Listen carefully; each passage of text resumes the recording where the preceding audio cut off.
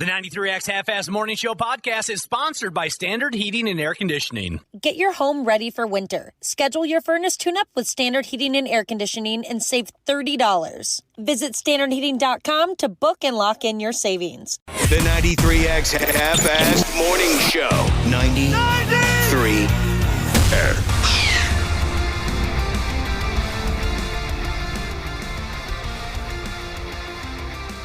Yeah, it is what it is, as they say. And what it is, it's a live Monday radio broadcast, and we're just straight up pumped to have you listening here to the 93X Half-Ass Morning Show. We sincerely hope you had a wonderful weekend. I'll tell you right now, Josh, I got drunk on Saturday night. Atta, buddy. What was the occasion? I still it's feel been like a long time since you've been super hammered. Oh, it's been a long time since I've been, as you would put it, super hammered. I would never say that, but go ahead. Doesn't sound like something I'd say. I still feel like garbage. How do I look? You look great, as always. I saw some pictures of you over the weekend. My wife, she's on what she calls social media. And she's Sure. And your wife had posted some pictures. That's in a lot of relationships of mine with buddies. I find out what they're up to from my wife. I might talk to them almost every day, but my wife will say, "Oh, did you know they did this?" And vice versa. And I forget. You don't know what the hell's going on until the wives start communicating. I mean, yeah, and there's just weird stuff like this. My wife's phone died last week, and I was telling the story to Ashley and Dana, and Ashley's like, "Yeah, I know, I saw it on social media." Like, what? She posted that on social media? Social media dorks, they know everything about each other. It's a creepy scene, isn't it? Yeah, it gets goofy. But I'm sorry, you were saying in your words you got super drunk. Yes, I still feel a little funny. My breathing is labored. Is that all right? That my breathing has been labored for the last day and a half? That concerns me, to be honest with Probably you. not great, yeah. But you say I look okay? Yeah, oh, yeah, always. I just hope I didn't piss anybody off too badly. It was a class reunion, Josh. Oh, I didn't know you were having that. It was a class reunion. What do we got, 35? Well, it wasn't specifically for our class. I don't know if you've ever been to one of these setups, but it was anybody that graduated Wayzata High School between the years 1970 and 1990 were invited to go to this gangbang. Dang, that's a big group. Yeah, but when you anticipate only 10 or 12 people are going to show up from each group. And so my class was the final that were legally allowed to enter the building, 1990. How many people were your graduating class? How big? 500 something. And only like 12 showed up? Oh, yeah, that's regular for us. We get a bigger attendance. Maybe it's because we were a smaller class. Right. Maybe that's why. We've never had a great showing. But I got into the Steve Weisers, and it got ugly. Me and my old pal Wang, we went together over there to the class reunion. Oh, Wang, what a good guy. Wang stories. We only had 10 or 12 of us show up, but it was always fun. And plus, seeing how it was, 20 different graduating classes and a sprinkling of people from each of those classes, and being a guy who spent the majority of my life in Wayzata, I knew some of the older folks, too. Matter of fact, one of my friend's moms showed up. Oh, yeah? Was she someone who would drink with you when you were younger, guys? Oh, yeah. I thought it was kind of cool that me and my buddy's mom were at the same kegger, She's That's pretty cool. My mother-in-law would smoke you up if you're interested. I don't smoke drugs. Yeah, if you ever wanted to. I'm done with drugs. I don't do drugs. Well, so in your words, you said super drunk. Yeah. Compare it to a Minnesota city. I mean, were you Andover drunk? Compare it to a Minnesota city. I'm That's trying good. to figure out how drunk you were. Oh, dude. Andover's not a bad place to start. I would say, yeah, Andover drunk, one beer away from Anoka. Oh, whoa, that's a jump. That's a significant. Well, maybe not significant. It's not that significant. It's a decent jump, though. Yeah, you're right. It's a decent jump. jump. A lot of people couldn't make that jump if you're already Andover drunk and you get to Anoka drunk. Here's more what some of you, most of you won't understand this because you don't really know Wang. You know the Wang stories, but you don't really know Wang. Here's how drunk I was. I allowed Wang to drive me home. And he's a terrible driver. Oh, not good? Oh, he's the worst driver that's ever been licensed in the state of Minnesota. But we had a lot of fun. But I got into them. By damn, I did. And I was out. This is hard for me to say out loud. I was out until 1:30 in the morning. Dude, I wasn't even out that late on Saturday. What is going on? That's stupid. I like seeing the old timers. I do. No I wonder do. you feel like crap. I don't feel very good. And my breathing is really labored. How bad was it yesterday? Much worse than today? Yesterday was just I was just a turd sitting in an unflushed toilet. That's how I felt yesterday. You know I've what I seen mean? one of those. Not pleasant. I was just a big fat old turd sitting lonely in an unflushed toilet. That's how I felt yesterday. But it was worth it because I love those get-togethers. I do. Not a lot of things keep me out past 11 p.m., let alone 1 o'clock in the morning. But I love seeing all those folks, even if it's a small group. They're good people. Me and Wang, hanging out. Well, I'm glad you got He's to a do weird that. dude. Wang's a weird dude. Is he? Yeah. Like with something where you got to get to know him to realize he's weird, or you immediately would pick up on it? Oh, you know right away. Oh, is that right? Yeah, he ain't right. You know what I mean? There's certain people where you hang out with them a little bit and go, this person's a lot weirder than I thought they were. I'll give you an example. We're 53 friggin' years old now, right? And we leave this reunion, and he's driving, and I'm saying my prayers in the passenger seat, right? Because he sucks at driving a motor vehicle. And he interrupted my prayers by saying, this is how whenever Wang begins a sentence, there's always a hesitation. I don't know why. He always says, the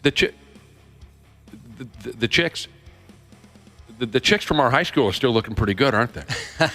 He always has that double or triple hesitation before he starts a sentence, right? And I said, yeah, the ladies from our class, they look great. And he mentions one that he really thinks is extra pretty. Let's call her Missy.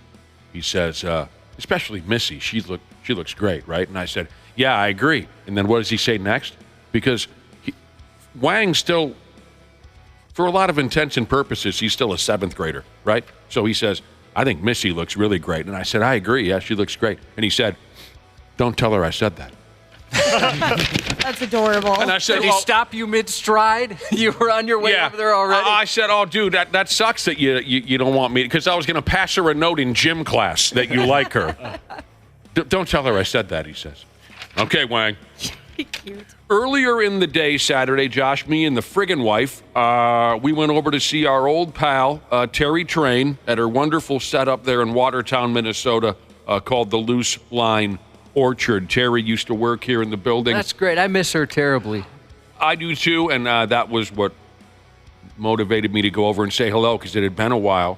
Yeah, I don't think I've been to her orchard in a couple of years. We went there a couple years ago. I remember that, Yeah, you and I. Yeah, that was the same time. I know none of you here have met my wife yet, but she likes all that kind of stuff. Apples and pumpkins and nature trails and corn mazes and fall colors and that. That's the picture I saw. I was mentioning I saw some pictures on social media my wife showed me.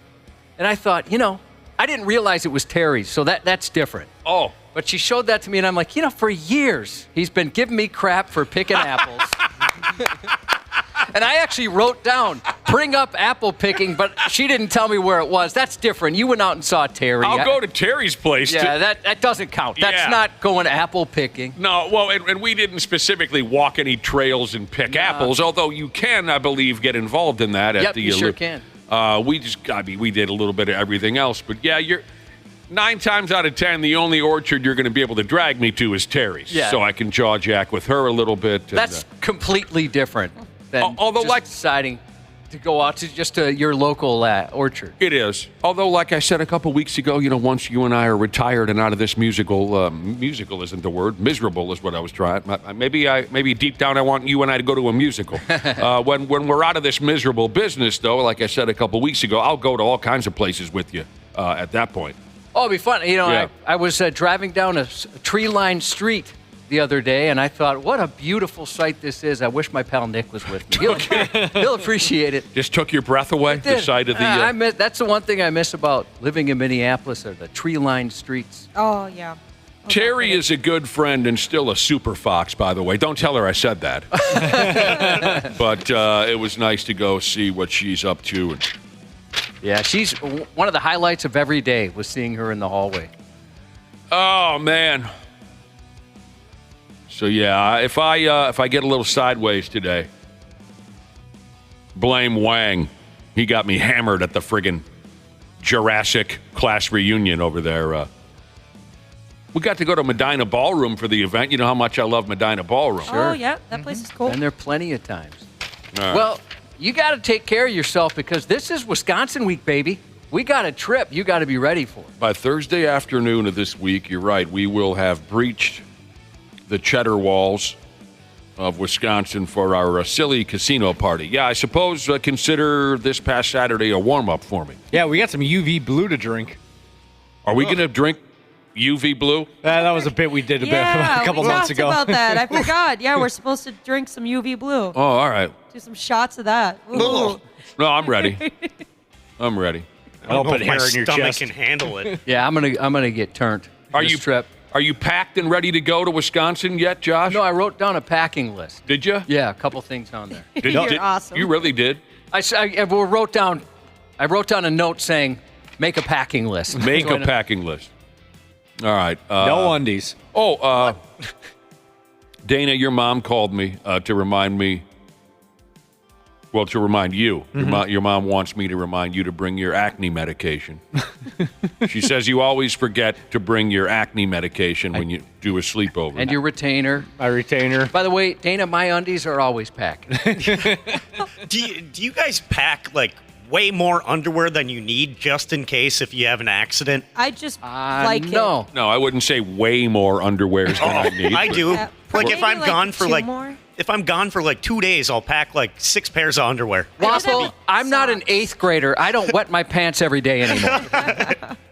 I certainly pack some underwears, but no. I would say no to the question, do you pack way more than you need? I certainly bring some. What do you have? Do you have Really for accidents. Yeah, do you just have in diarrhea case. problems or something? Or Well, you never know. well, of course you never know, and I understand that. But I mean, 2 days and you pack 6 pairs of drawers. That's beyond you never know. I think.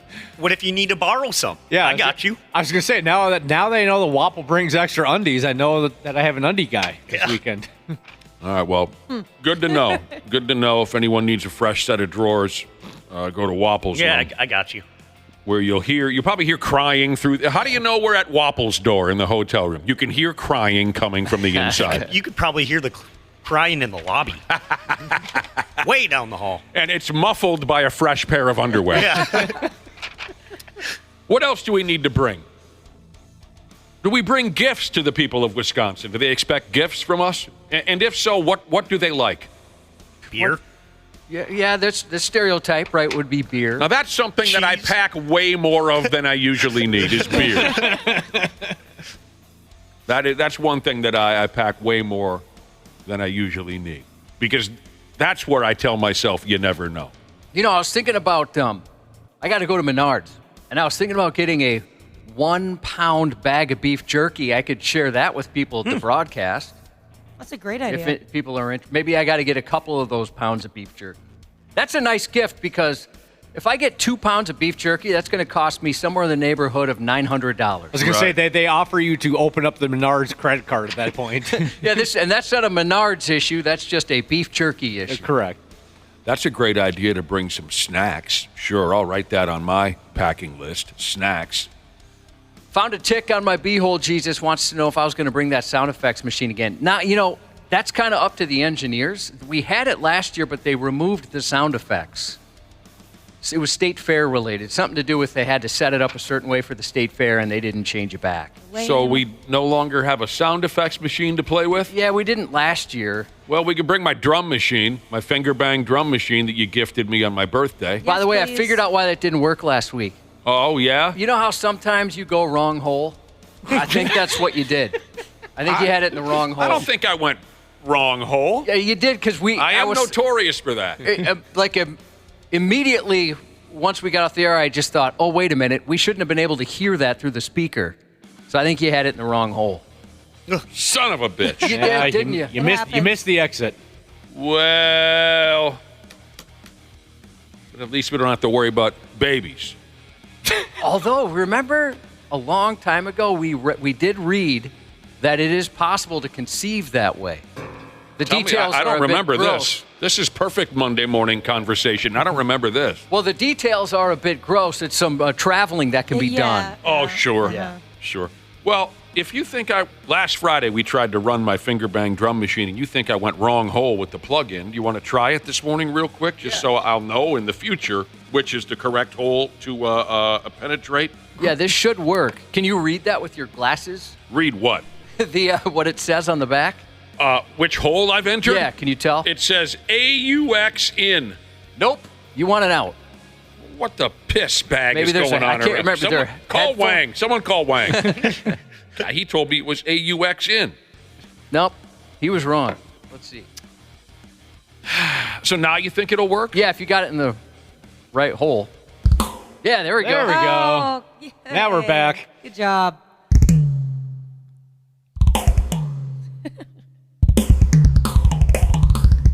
I think when we broadcast from Wisconsin on Friday, that's what we're doing over there. We all head out Thursday, and then there's some kind of a lame beer party, and then in the morning a Lamer. on-location broadcast. Yeah, let's encourage people not to go to the broadcast. I mean, for your own good, why? Why would you go? Stay up Thursday night, have some fun. Sleep in. There's nothing to see. We've tried to deter people from showing up to our live broadcast, but they show up anyway. And think of the humor that would be if no one shows up for the broadcast. Well, we've done that before. We can handle live on-location broadcasts where nobody shows up. We've tried to talk people out of it, but they show up anyway.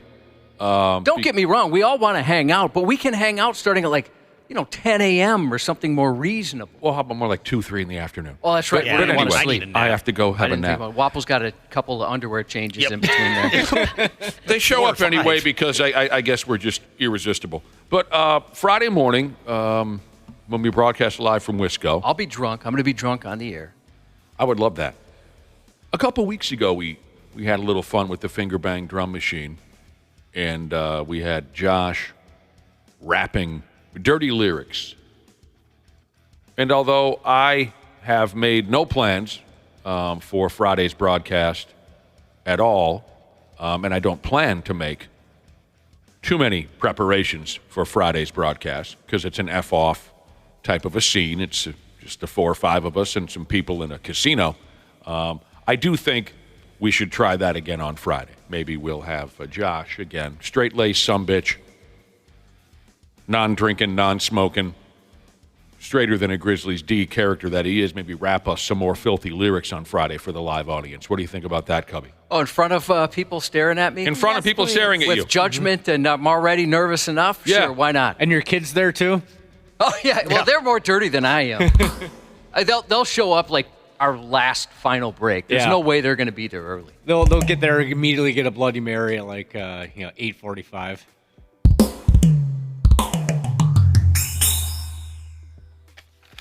Wrong hole on Friday, huh? Yeah, that happens. It's all Wang's fault. Sometimes Wang is going to lead you to the wrong hole. I had somebody say, whoops, wrong hole once. I didn't realize it was dark, It can They're, happen. they're in the that same happens. neighborhood. It can happen to the best of them. Usually if I'm in godforsaken Wisconsin, I'm in the Hayward area. You guys know that I got a pal who's got a fishing shack up that way. We go there a couple times a year. Yeah, we got family there, so we've been there several times. Oh, and by the way, Spooner blows. I love the Hayward Walmart. I love any Walmart.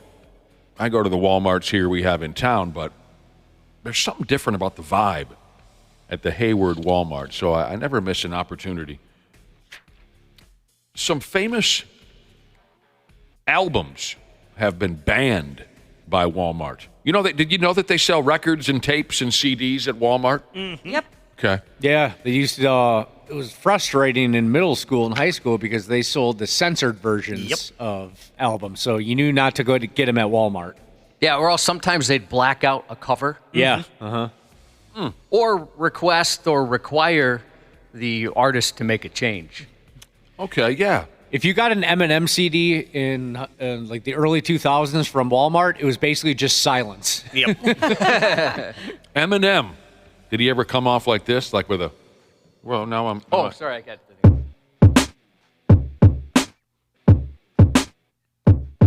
Was that how he came off? I'm sure. Yeah. I was accused of looking like Eminem, which I don't see. No. When the hell did you ever look like Eminem? I don't know, but my Eminem's friend. not bald. I don't know why someone would say that. You never looked like Eminem. I've known you. What did Couldn't Wapple you say like Eminem's not youthful looking or Eminem's not? What did he Doesn't say? have calves as strong as Josh is. Yeah, he doesn't have the calves. He goes, Eminem's not bald. Like, it was disgusting.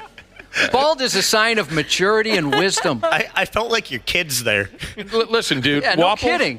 Wapple, why don't you go pick out your little underoos for our trip this weekend? See you later, guys. Yeah, they get a little I gotta- tight. I got to pack. And stop saying terrible things to your boss.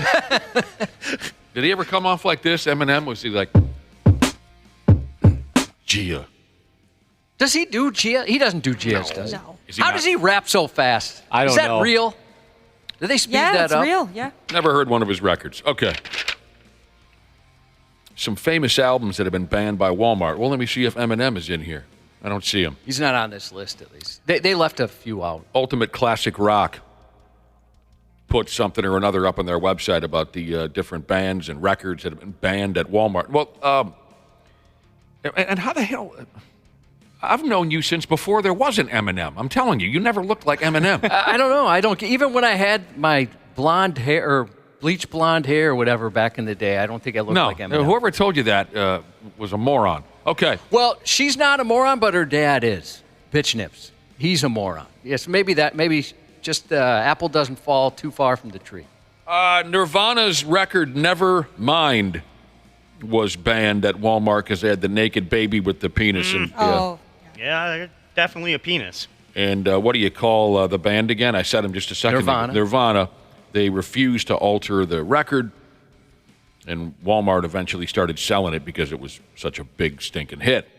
They also banned the Nirvana record In Utero. Utero. That was because they say here the back cover showed a fetus. And they also had a song on the record called Rape Me. This time around, Nirvana did change it because it wasn't selling the way they hoped it would. Of course. That makes a difference, right? Walmart's going to move a lot of stuff for you. I dig that. Hey, we're Nirvana. We don't back down to corporate this and that. We're not going to alter our record cover. Some bitch ain't selling. Oh, yeah, go ahead. Do whatever you want to do with it. I never liked that friggin' act in the first place. John Mellencamp had a record called Happy Go Lucky. Huh? John Milk. Mr. Controversial. Yeah, no kidding. I remember that record. I can't remember when it came out, maybe early 90s. But on the cover of the record, there was an image of Jesus and the devil. The devil was so stupid looking on that cover. I can't believe that would freak anybody out. Oh, or I be don't. that controversial. You know that record? Yeah. Yeah, he's in like a wrestling singlet. How is it that both of you know that record off the top of your head? Well, I just remember the cover Yeah. because it was banned, so it made some news. And it looked so dumb. Yeah, it's just stupid looking. You guys are. I mean, the whole record, the cover, I don't understand. It's stupid. Yeah. Sounds like Nine Inch Nails, kind Yeah, of. it does. Well, no. There's Nine Inch Nails. There it is. That's some We new metal. did that gimmick already. Sheryl Crow, she had a record called Love is a Good Thing. And there was a line in one of the songs on the record about kids killing each other with guns that they bought at Walmart. Gee. Yeah, I could see why a company might be like, what the hell, man? Yeah, I went like that. I'm going to give someone a seizure. Sheryl Crow refused to change the lyrics because she's an artist. She's got integrity. Hello. Integrity. I'm an artist. And it says here that she probably lost out on hundreds of thousands of album sales because she didn't want to. Stryper, the Christian rock band that came about when I was a kid in the 1980s. I don't recall this one. They had a record called Goddamn Evil. And Walmart didn't like the GD action, which, okay, I get it. They don't want Jesus and the Devil on the John Mellencamp record. They don't want friggin' the word God in there. See, we're not even allowed to say it. This was a band that Josh was into. When we were young, he used to like to drop acid and go see Prodigy. because they were just like, beep, skirt, beep, I actually liked a couple of Prodigy Nobody songs. liked Prodigy. Yes, they did. Never heard of them. You never heard of Prodigy? Nope, never. Yeah, you have. They had a record called The Fat of the Land, and they had a song called Smack My Bitch Up. You got to my know Smack gosh. My Bitch Up. Jeez. And what do you call the folks again? Walmart, they didn't like that. What about Firestarter? Oh, man. I am a I have heard Firestarter. that. You know who friggin' Prodigy is. Now I know. Firestarter. Firestarter. That was a big record. I didn't get it, but it was a big record. Green Day, Dookie, because they on the cover of the record. We're talking about albums that Walmart banned, and good for them. They didn't like Green Day's record Dookie because it had a pile of poop on the cover and a monkey and an atomic mushroom cloud and all that happy ass punk rock stuff. Sheryl Crow. What about Sheryl Crow? No, she wasn't. She wasn't on the cover, no. No. Oh, Willie Nelson had a record banned by Walmart because on the cover he had some pot leaves. Willie Nelson and pot? No. Well, you can, I mean, it's Never. crazy. I don't know if Walmart for sure. It's been a little bit since I've been to my local Walmart, but there's plenty of places you can buy weed shirts. Maybe now that it's legal, they've just decided, all right, we're going to sell some pot leaf This shirts. might have been way back a number of years ago. It was a record called Country Man by Willie Nelson. Yeah, I don't see. No one really gets too fired up about pot anymore, I don't think. And Tool Ski. We've played them on this radio station once or twice. Yep. Tool. They had a record called Undertow. Inside the album, there was a naked dude and a naked woman and a cow licking itself. Lucky. Remember the Jane's Addiction album, Nothing Shocking? That was also banned. Oh, yeah? Yeah. Was that the one with, Jesus, Ben caught stealing? Has that song ever been played on this radio station?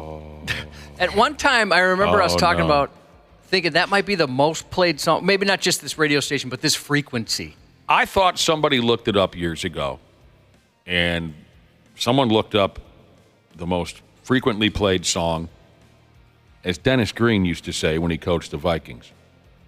In the history. Somebody looked up the most frequently played song in the history of 93X, and the answer was Ben Caught Stealing by Jane's Addiction. I never was a big Jane's Addiction fan. They had that one song that went, coming down the mountain, and everyone loved it Yeah, I when I like was that one. in high school.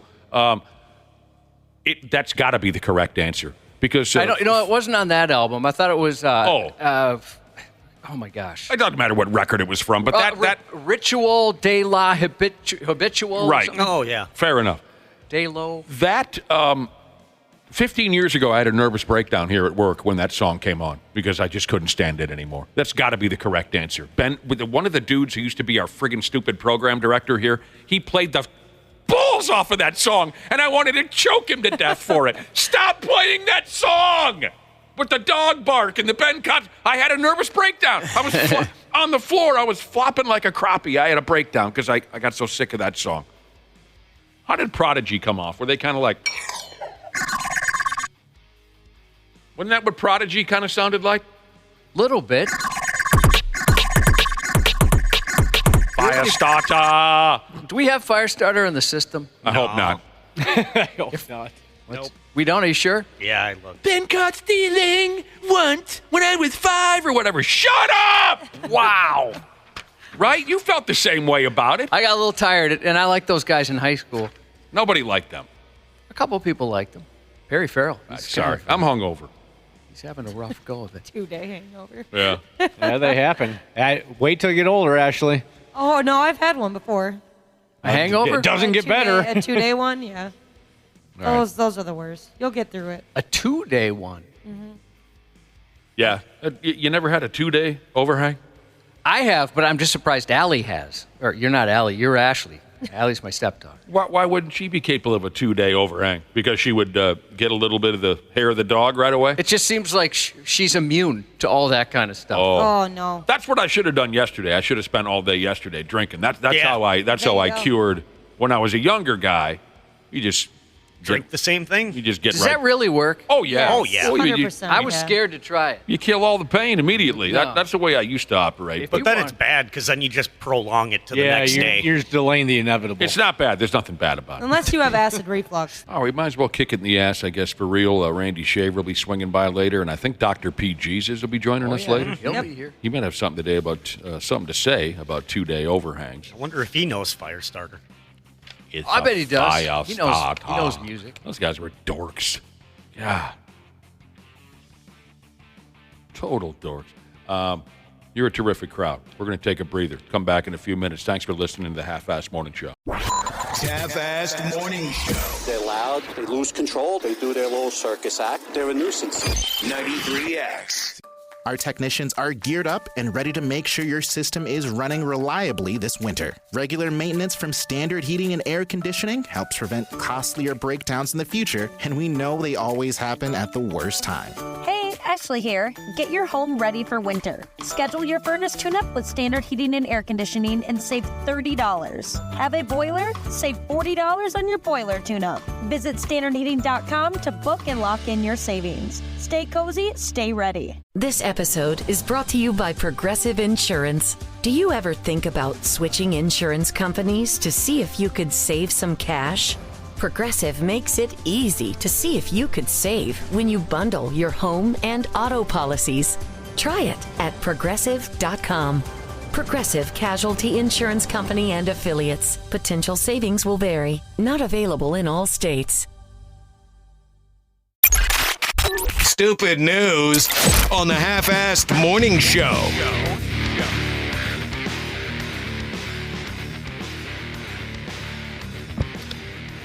I enjoy this, Josh. I know I don't always sound like I do, but overall I do enjoy doing this for a living. But do you ever get the feeling, Cubby, that we're contributing to the obesity problems here in America? Sometimes I do. I mean, look at the other room there. Those guys sit and they don't move whatsoever. What? I just walked 2 miles to the printer. Yeah, we get our steps in. Okay, I forgot how far away the print was. I offered to get him an Uber to go with the printer. That's I how was far away worried I it is. wasn't going to make this break. Yeah, well, I see you guys pushing each other in the wheeled chairs. Yep. Now, And then every single day I have a bag of Cheetos after the show. that's true. I do have a question for Dana. Do you always stand so close to the drinking fountain when you're filling up your water bottle? No, that was unusual. What right. just happened? Why were you doing that? Because you know how when there's somebody that's pee shy and they're really up next to the urinal? Like they're real close? That's how Dana was at the drinking fountain. I was kind of leaned over because I was also balancing a Diet Coke in between my arm and my side, So it was a very awkward situation you found me in. There's no What'd way. you do with the gummy bears? They were in the pouch of my hoodie. Oh, okay. I was almost wondering if maybe you were using the tip to push the button. You were real close. I was right up in that thing. I'm glad you've never seen me there. I use my hip because I'm too lazy to use my hand. That So, is pretty lazy. Yeah, to push the drinking fountain button. Yeah, I hit it but with my hip. that's from the side. Yeah, That makes more sense. yeah, that's true. It's Dana got our drinking fountain pregnant. I'll come out and say it. his groin. to the Space drinking sweet fountain. love of that thing. Shoot. More anxiety than hair, Jesus says, the obesity problem, we constantly make people lose their appetite so it balances out. That's true. People have said, I just threw away my breakfast sandwich or whatever it is they're eating. Josh and I had an off-air conversation about the obesity issues in America. It was deep stuff, and I don't know, I was just wondering if you ever felt like we contributed to that problem, Josh. Because sometimes a listener will text that in between Yeah. songs. And All right, stupid news, day one. Here's something I hope you really like.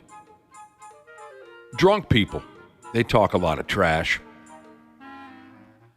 But I don't know. Maybe this year drunk was telling the truth. If he is telling the truth, I wish I would have been there to see this in person. In Georgia, a drunk feller, he got his ass whooped on the sidewalk a night or two ago. He got whooped. The drunk, who was wearing a red and white striped shirt, he told the cops that a complete stranger walked up to him and just took to beating his ass. Unmerciful. And the drunk says that while he was taking this terrible beating, the dude who was tuning him up kept hollering, "Where's Waldo?" That's scary. "Where's Waldo?" Smack. "Where's Waldo?" Bing, bang. Beating him up on the sidewalk. Yeah, just in between punches, I can imagine him trying to say, "What are you talking about? I don't understand. I don't know where he is. I'll help you find the guy. Just stop punching me." Now, the drunk had just been tossed out of a neighborhood bar a few minutes before he claims he got attacked. And word is he got thrown out of the bar for acting like a prick. So maybe someone in the bar followed him outside to punch his lights out. But maybe the drunk is making the whole thing up because, like I said, drunk folks talk trash. Either way, I enjoyed hearing about it. I hope you did too. "Where's Waldo?" the dude kept hollering while tuning this guy up. That's fun and unexpected is what it is. A report was filed with the local police, but no further action was taken. That is cute. I have noticed over the years that cops don't have a lot of sympathy for drunks who get their asses whooped because 9 times out of 10, the drunk had it coming. I'm sure you've noticed the same thing. As long as the dumb bastard isn't badly hurt, the cops usually say, "F him, walk it off. Have a good night." I know a guy that went to court. This was after bar close many years ago. After bar close, we're walking to our motor vehicle, and of course there's a pack of jag-offs trying to start trouble with us. And one of my buddies finally had heard enough, just random nonsense, 22, 3-year-old type jaw-jacking nonsense. And one of my buddies finally said, "Okay, if you want trouble, come over here and get it. I'll put you to sleep." And my buddy, stone cold sober, ended up beating the living hell out of this drunk jaw-jacking moron. Just beat the piss out of him. Well, it just so happened that drunk trash-talking moron's dad was a cop. Oh, no. Right? And so next thing you know, my pal who tuned him up is in court. And my pal was nervous about it. He was, because he had some prior problems. He had some prior issues, and he thought, well, they're going to put me away for real now that I beat this kid the way that I did. And he said the court case was over quicker than you can say Jack Robinson. The judge looked at the cop's kid and said, so I understand you were intoxicated on the night in question? And the guy said, yeah, I was pretty drunk. And he turns to my pal and says, had you been drinking? And my pal said, no, I hadn't had any alcohol at all. Matter of fact, I haven't had anything to drink in 2-3 years. And the cop said, bye. That's awesome. Yeah, both of you, Good. bye.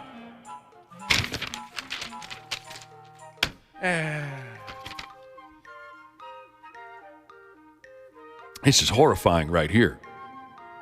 I don't know if I'd ever come back from something like this.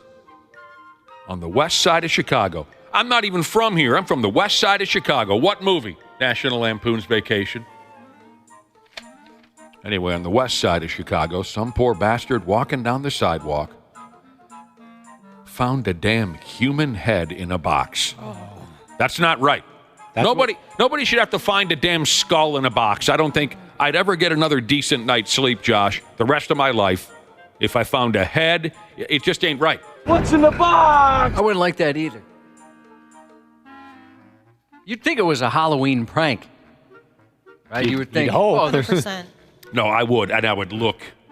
There's no way this is a real head. I would put my really face, good joke. You know what I mean? To put my face right in the box. You know, yeah. And then when I realized it was real.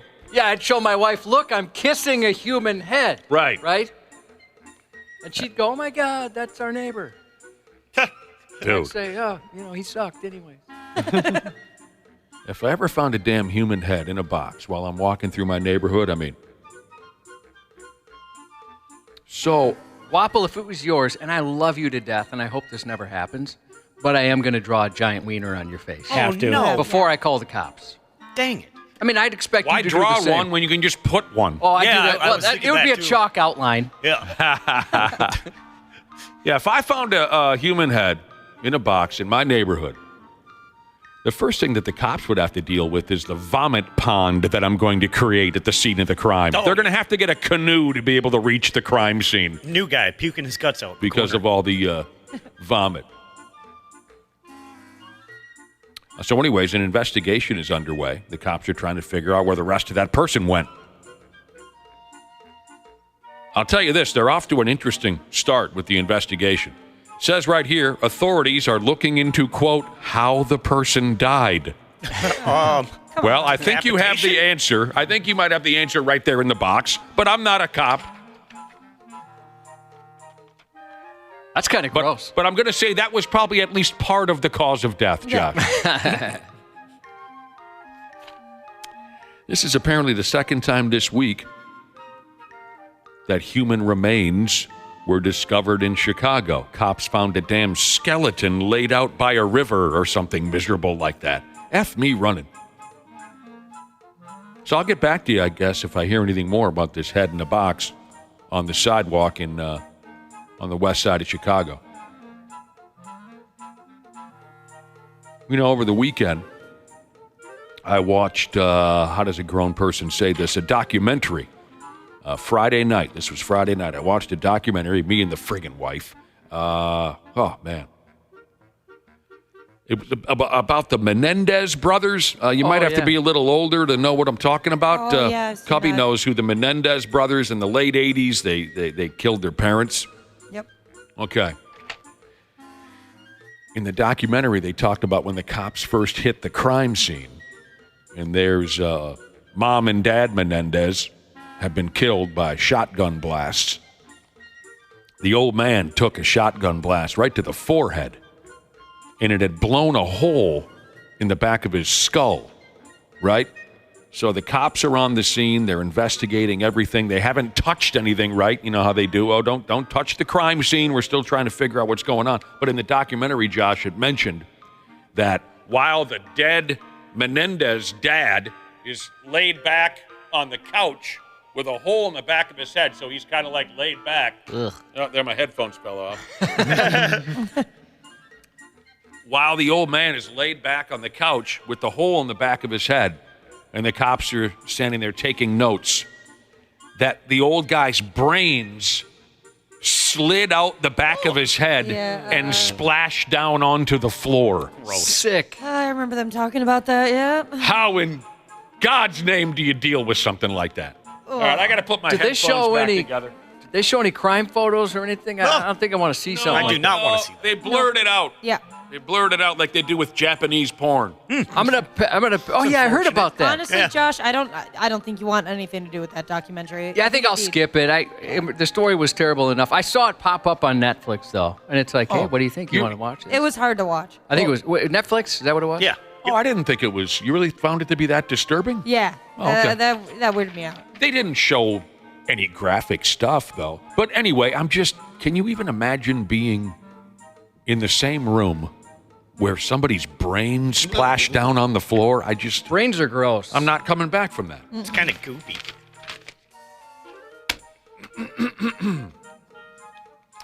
Here's one for you break dancers. Listening. Ray gun. Go on. You're out there popping, locking, straight up hip hopping. And then you freeze. Right, Cubby? Could you freeze back in the day when you were a breaker? Freeze! Not very well. I don't have a lot of core strength. But those calves. Well, if I was standing, that's different. Jumping. There are physical risks to breakdancing. Oh, I agree with that. I'd obliterate something almost immediately. But I'm an old man now. Even for you young kids, young breakers, there are things that can come loose on you. Some wear and tear injuries, all that. Don't you know? Here are some of the more common breakdancing injuries. Carpal tunnel syndrome. Nerve problems. Oh, no, nerve problems. And a condition known in the breaking community as head spin hole. Oh! What? from, as you might have guessed, from doing that head spin move. You guys know the head spin? Mm-hmm. Yeah, that's the coolest move. How'd they even come up with that? I mean, that's impressive right there. Just thinking of something like that, much less pulling it off. Anybody know someone who could do a head spin? No. Yeah, in middle school, yep. Yeah. Really? Like a legit one? Yeah. There was a group of kids that were really good at breakdancing. They did it at like the talent shows and stuff like that. Boy, that's awesome. In junior high, yeah, we had I told you before, it kind of mirrored the trend of breakdancing overall. In the mid-'80s, breakdancing was hotter than hell. For a handful of months, everyone was trying to breakdance, movies were made, and then it just suddenly disappeared just as quickly as it came on. So, at my junior high, for a couple of months, every day after lunch, we would all race out to this courtyard, 7th grade specifically, so that was 1983. We would race out to this courtyard where two of my classmates would have a breakdancing competition. That was how we closed out the last 10 minutes of lunch for about 2 months there in 1983. And yeah, they could do all this stuff. They could head spin, they could worm, they could... I could worm. They could freeze! So there's this problem in the breakdancing community. People are coming out of the whole thing with a condition called head spin hole, otherwise known as a breakdance bulge. If you head spin too damn much, you can catch this problem. It begins with hair loss. Get a little bald spot. Hey, maybe I'm getting old. What's that? I got a little hair. Uh-oh, it might not be male pattern baldness. It could be breakdance bulge. Then you get a bump on the top of your dome. Recently, a dude in his early 30s who's been popping and locking for about 20 years, he was treated at a hospital for an inch-thick tumor on top of his skull. And they say it was caused by the repeated friction between his scalp and the floor from doing head spins. We got to have some softer cardboard, I guess. Yeah. This is pretty significant. They say it's only an inch, but my goodness, that is very noticeable. Over the weekend, I saw something very interesting. It was the World Double Dutch Championships. And so they would... You had to be there. Yeah, they'd be spinning, and then they would break dance in the middle of the jump rope. That it was is so cool. Absolutely insane. And they're doing like double back flips, double front flips, and they won't miss a beat when they're jumping through the rope. Almost looked like they had practiced that whole thing. By the way, why did I say only an inch? That was silly. I never should have said only an inch. That's an impressive... I know where you're going with that, yeah. It's an impressive measurement. Yeah. So that's how you get breakdance bulge. That's how you get head spin hole. You do too many head spins, you develop some kind of a pile of scar tissue up there. Well, this dude had a tumor caused by head spins. Round and round you go spinning on top of your head. That's going to F you up after a while. Humans were never meant to spin on top of their heads. No. Doctors say it's a terrible strain on your skull and your scalp and the skin. It gets inflamed. It bleeds.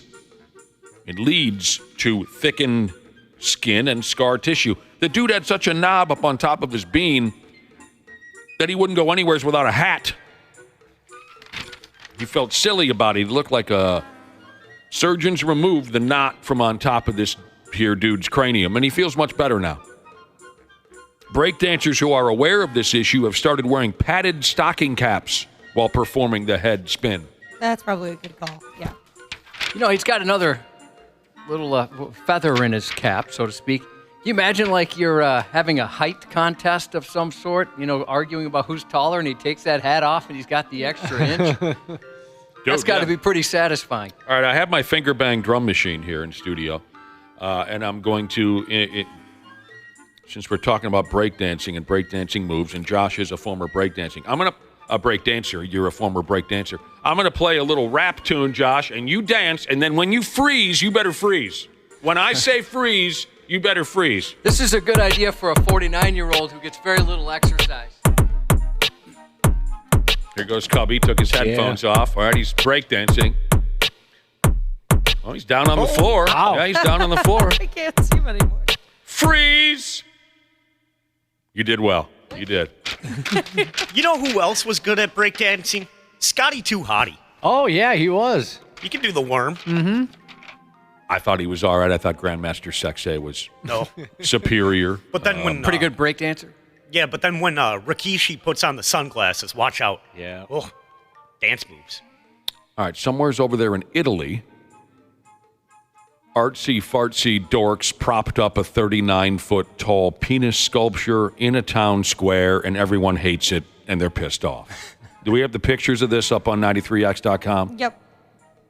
I mean, the damn thing has veins in it, and it's been painted green and red and orange. That doesn't help the overall appearance to me. The coloring makes it look extra gross. Is anyone with me? I agree with Why you. did they paint it green and red and orange? It looks like it's been in an accident. Yeah, it does. Anyway, we don't need to horse around with this too much. Everyone in town thinks it's stupid. Someone nicknamed it the Leaning Tower of Penis. Although I guess the local mayor likes it. The local mayor, he or she likes it. I wouldn't mind having like a, tourist attraction that's a big penis in my town. I mean, we had Penis Park for a while where some kids spray painted more penises than you've ever seen in one place. Didn't they get your truck too or something? They did get my truck. They got everything in the neighborhood they got. I'll tell you what you kids, you young people should be doing in the neighborhood. It's breakdancing. Go ahead, Cubby, freeze! All right, you did well again on that one. All right, the word is this big fat dong sculpture is going to remain there in the town square until December 19th. I'm guessing they'll get the damn thing out of there before Christmas, so, the religious folks don't freak out. You can't have a dong on Decorate Christmas. it. Decorate it. Yeah, put some lights around Yeah, it. just, some string, some popcorn. Yeah, some tinsel. Back to the Menendez series. Yes. CFH bass player Jesus said he saw a few episodes of the Menendez series and says, the old man was a prick. Maybe he's suggesting he had it coming. Was he kind of a jerk? You know Yeah, what? You they know what? painted him like Hang an on a awful second person. here. Hang on a second here. Ashley, I was questioning I was questioning a minute ago why you found that documentary so disturbing, completely forgetting about why allegedly the sons killed their parents. Yeah. And Josh, you just asked, was the old man a prick? So you do know nothing about this story? I haven't thought about it since the story came out. Now he was beyond, if the stories are true, he was beyond just a prick. Yeah. He was a sick some bitch. Oh, really? Ashley, I had completely forgotten about that part of the story, which I don't know how, if that's the basis of the whole story, I don't know why I forgot. Now I understand why you were so disturbed by it. There's some stories in there that are just off the charts. And I never followed this. This happened, I think this was the summer of my junior year of high school or something when this happened. And I wasn't the type of kid to watch the news. I remember hearing a thing or two about these brothers in L.A. that had killed their foe, but I never knew the story until I watched the documentary. It's pretty sick. Yeah, you're right, Ashley. Josh, you should not watch that documentary. Yeah, I don't Not think at all. it's something I want to watch. Foundry Rat Jesus on the topic Freeze! All right, of unfreeze. brains, on the topic of the brains. And I had asked, do they show crime scene photos in this? You mentioned, yeah, but they blur it, which is good. And then you referenced Japanese porn, which I Yeah. forgot. Yeah, they blur the genitals, right? Yes. So Foundry Rat Jesus said, Japanese porn and brains on the floor. Two things difficult to jerk off to. But not impossible. Oh, my God. Not impossible. Do you think you could watch Japanese porn, Josh? Because it's blurred? I mean, yeah, I guess, but what's the point, right? I mean, sure. Yeah. I mean, so are people into that? Maybe they like that. It's porn Maybe. light. There's probably somebody. You're saying because it's blurred out. Yeah. Wouldn't that just be kind of a rated R movie, or maybe you see a little more? Don't even bother. Don't even bother. There's plenty of good stuff out there. Now, folks are saying, but he didn't mean not to. Jesus said, if you watch the Menendez documentary, you walk away thinking the parents deserve to die. Yep. Really that bad. So I don't remember those details. Like you, Nick, I was pretty young. I didn't follow the story at all when it was hot and in the news. I remember being pretty shocked And I wish I would have used that as a tool to scare my parents into making Christmas a little better every year. Put up all the newspaper clippings on the refrigerator. You know, Mom, Dad, Christmas was a little disappointing. I didn't get that skateboard I was hoping for last year. Oh, just putting pictures of the Menendez family all over your house come Christmas time. Gosh, that'd be crazy. You know, 2 of these family members won't be celebrating Christmas this year. Did you happen to read up on which ones they are? It's the mom and dad. That's a great idea. Not a good idea. That's terrible. Here's another way to tick off your neighbors. Okay, well, we had the story of the giant penis, and the whole neighborhood hates the damn thing. It's in a town square in Italy. You can't do this, and you shouldn't even have to be told. 68-year-old feller in a place called Hong Kong, he got himself arrested for exercising nude in a public park. Come on, Dad. Get a hold of yourself, will you? He had pulled this gimmick more than once, and his neighbors were burned out on the bit, so they called the police. Word is the cops caught the old guy jogging around a soccer field. Just to bounce it around, yuck. Well, his regular routine went like this. Apparently, Josh, when he was jogging around that soccer field, first he'd up and pull his old ass cheeks out of his shorts so everyone could see his ass while he jogged around. And then he'd find a more secluded area, and that's where he'd go ahead and get his shorts off all together. So old D-swinger here, again, he's 68 years old. He probably didn't expect this. During one of his naked workouts, he got bushwhacked by a local television program. They ran up on him with cameras and the whole works to ask him, what the hell he thinks he's doing. And he covered up his head with a T-shirt and he ran the hell out of there. Like the local Inside Edition crew showed up and said, "You're the naked dude. What's the problem?" You know what I mean? He ran away. But now he's been arrested, and word is he might be looking at 6 months in the Hong Kong Stony Lonesome. We had a woman like that in the neighborhood. She's infamous. Anytime I bring her up, people text in. And, the one with the bush?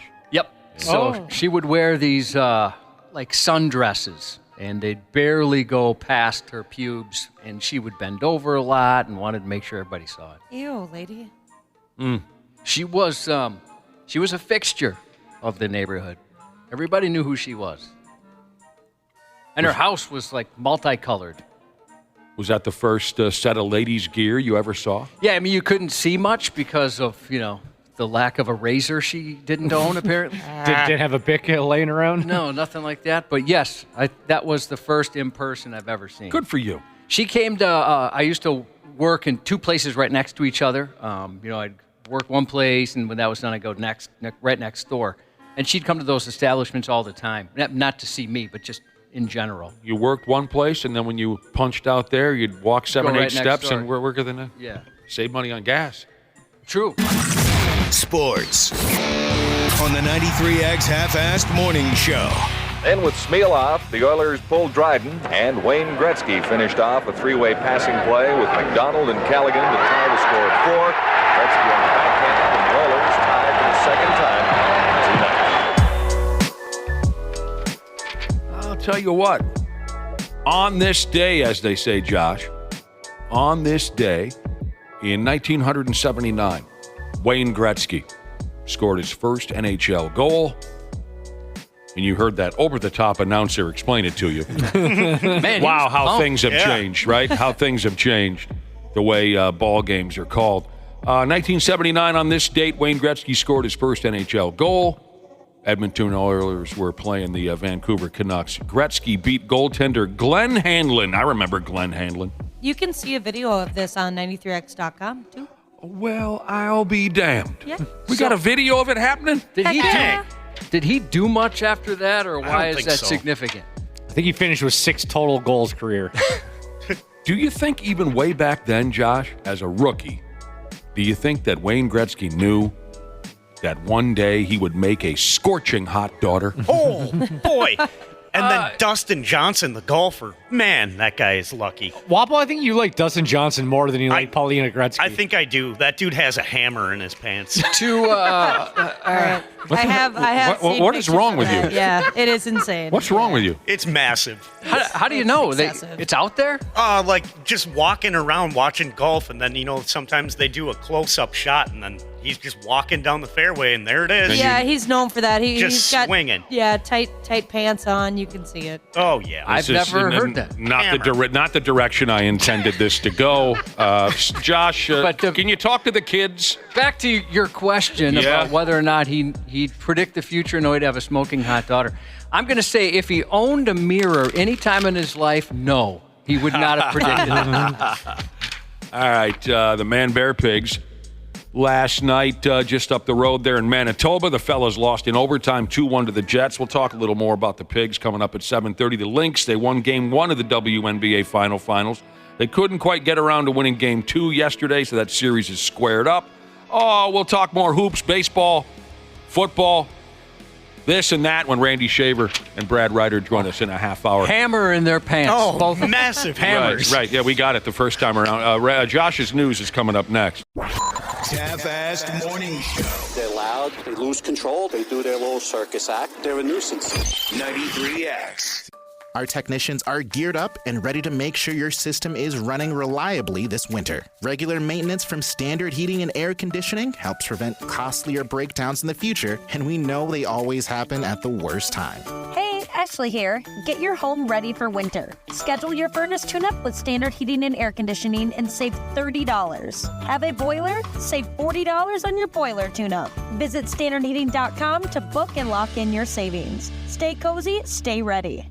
You met Lala Kent on Vanderpump Rules. Now Lala and her friends share everything on Give Them Lala. Baby S is giving me money-making moves in the room. Yeah. So I'm going to have one kid who's like, I want to just live in a box and do like artistic dancing and paint. Ocean's going to be like, it doesn't matter if I'm broke, Mom. I'm passionate about it. And Baby S is going to be the one that says passion doesn't pay bills, Ocean. Watch what Lala is talking about on YouTube or search for Give Them Lala wherever you listen. Half-assed morning show.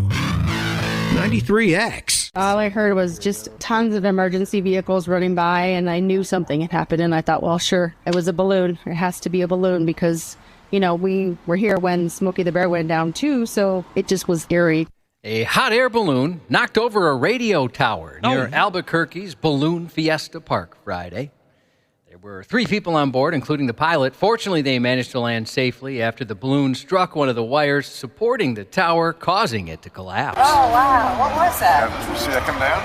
That tower? Yeah. Did somebody hit it? I don't know. It's a tower came down. Why can't that happen here? I know. I was just thinking that same thing. We could all just go home. One of the responders expressed relief that despite the tower's collapse, there were no serious injuries or major rescue efforts required. Considering the situation, we were really lucky, he said. The balloon involved, identified as Blue Moon, was part of Foolish Pleasure hot air balloon rides in Arizona. A local resident who heard emergency vehicles, but not the actual crash, said she initially thought it was a fire due to the dry conditions and the recent balloon crashes. Local authorities are reviewing video footage to figure out exactly what went wrong. How often are these balloons crashing where she just assumed it was a balloon crash? Yeah, it's got to be another one of those balloons. And what's with people in radio towers? Wasn't it last week someone was climbing a radio tower in Egan? Yep. Yeah, guy tried to get up there and... Somebody's got to get up there and see what's going on once in a while. That radio station probably thinks they're pretty lucky, right, that they got knocked off the air by a hot air balloon. But I'd like to see them match us someday. I'd like to see one of their soundboards catch on fire. That's true. That's more dangerous, a little closer to home. That's very true. They probably think they're pretty cool, but they've never had their soundboard catch on fire live on the air. Boy, did that smell. Oh, I smelled for like 2 days. Yeah. It just was like electric fire in my beard. How's your upper lip? Oh, that's what that smell is. A 16-year-old bicyclist in Connecticut got hit by a car and was carried for over 4 miles on the roof.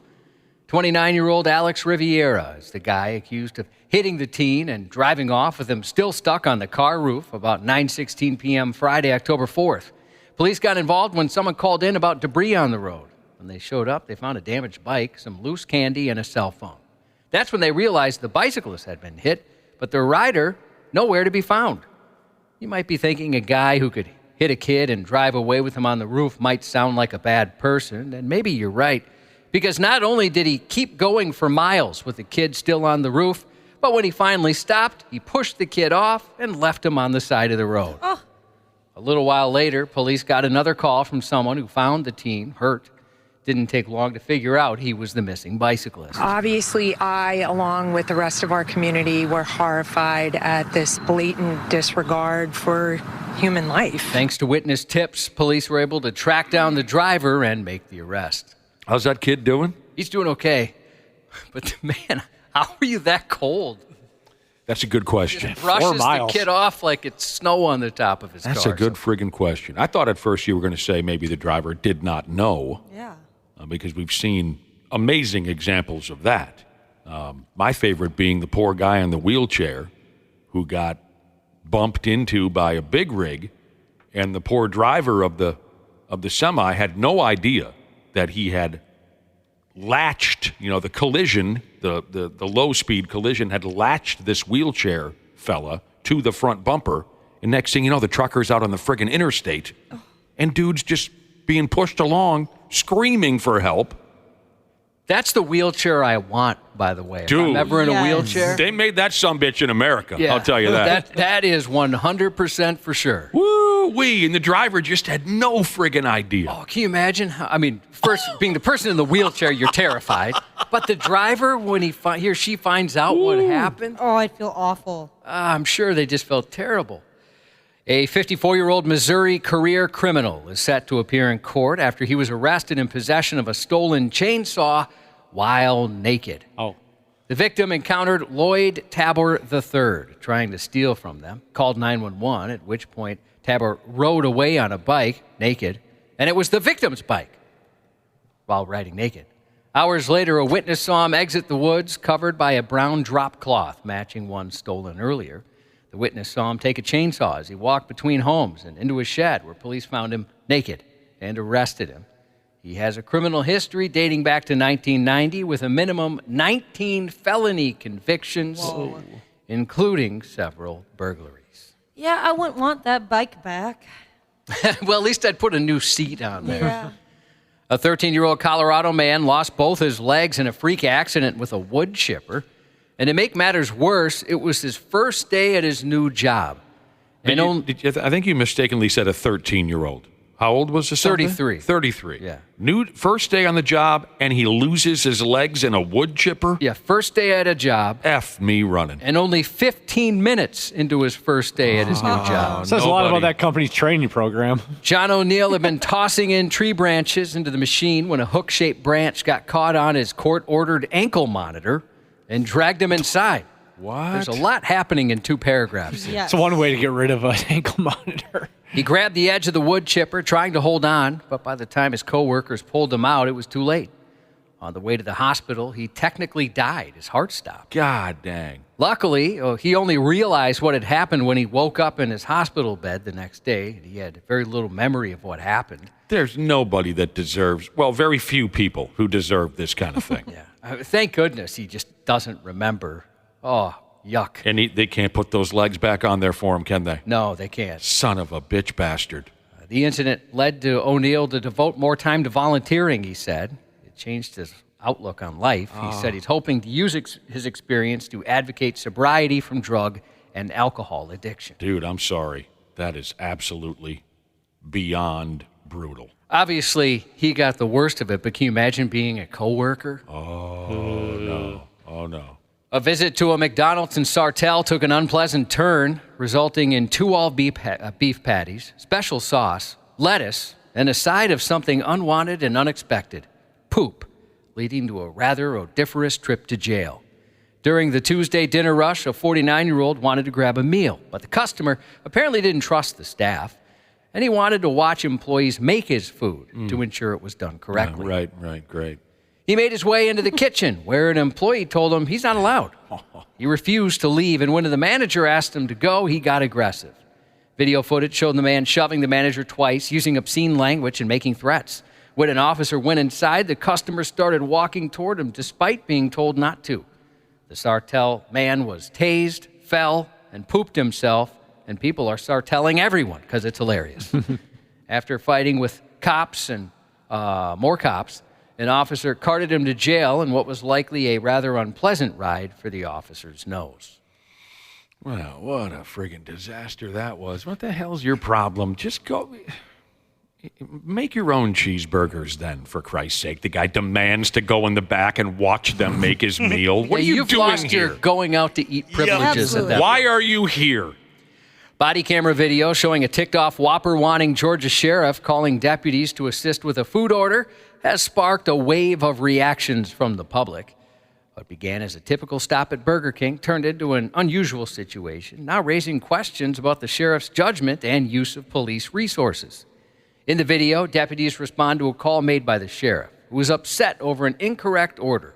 His Whopper, requested with no mayo and cut in half, wasn't prepared as he asked, and he wasn't happy.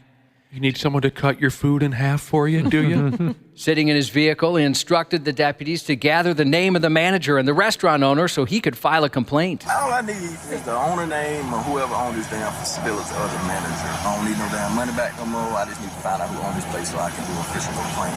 Perhaps. What was he saying? I couldn't make out what he was saying. He was saying he doesn't need his money back. He just needs the name of the manager.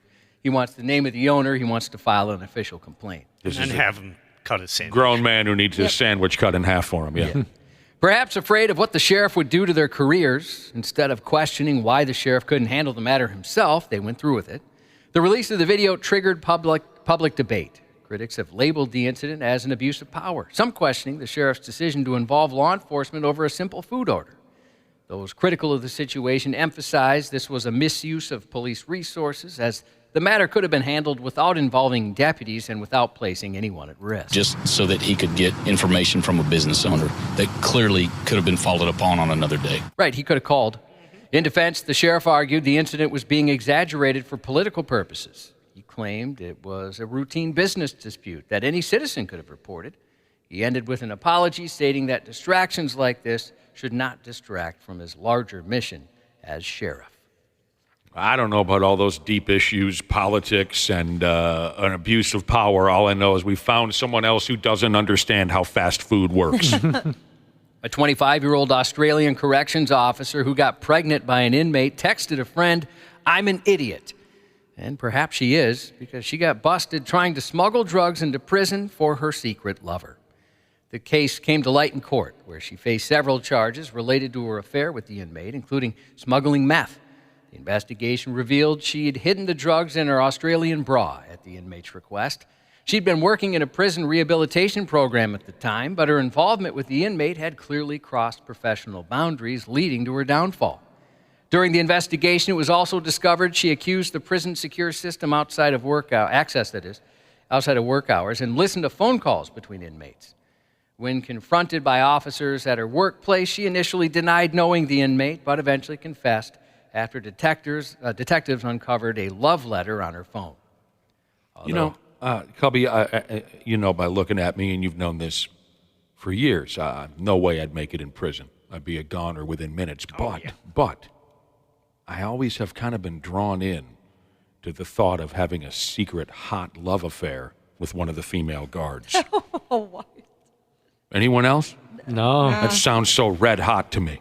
I forgot what show it was. Probably Oz. Mayor of Kingstown. That would have been my second guess. Yeah. This girl has sex with a guard and then kills him. Oh.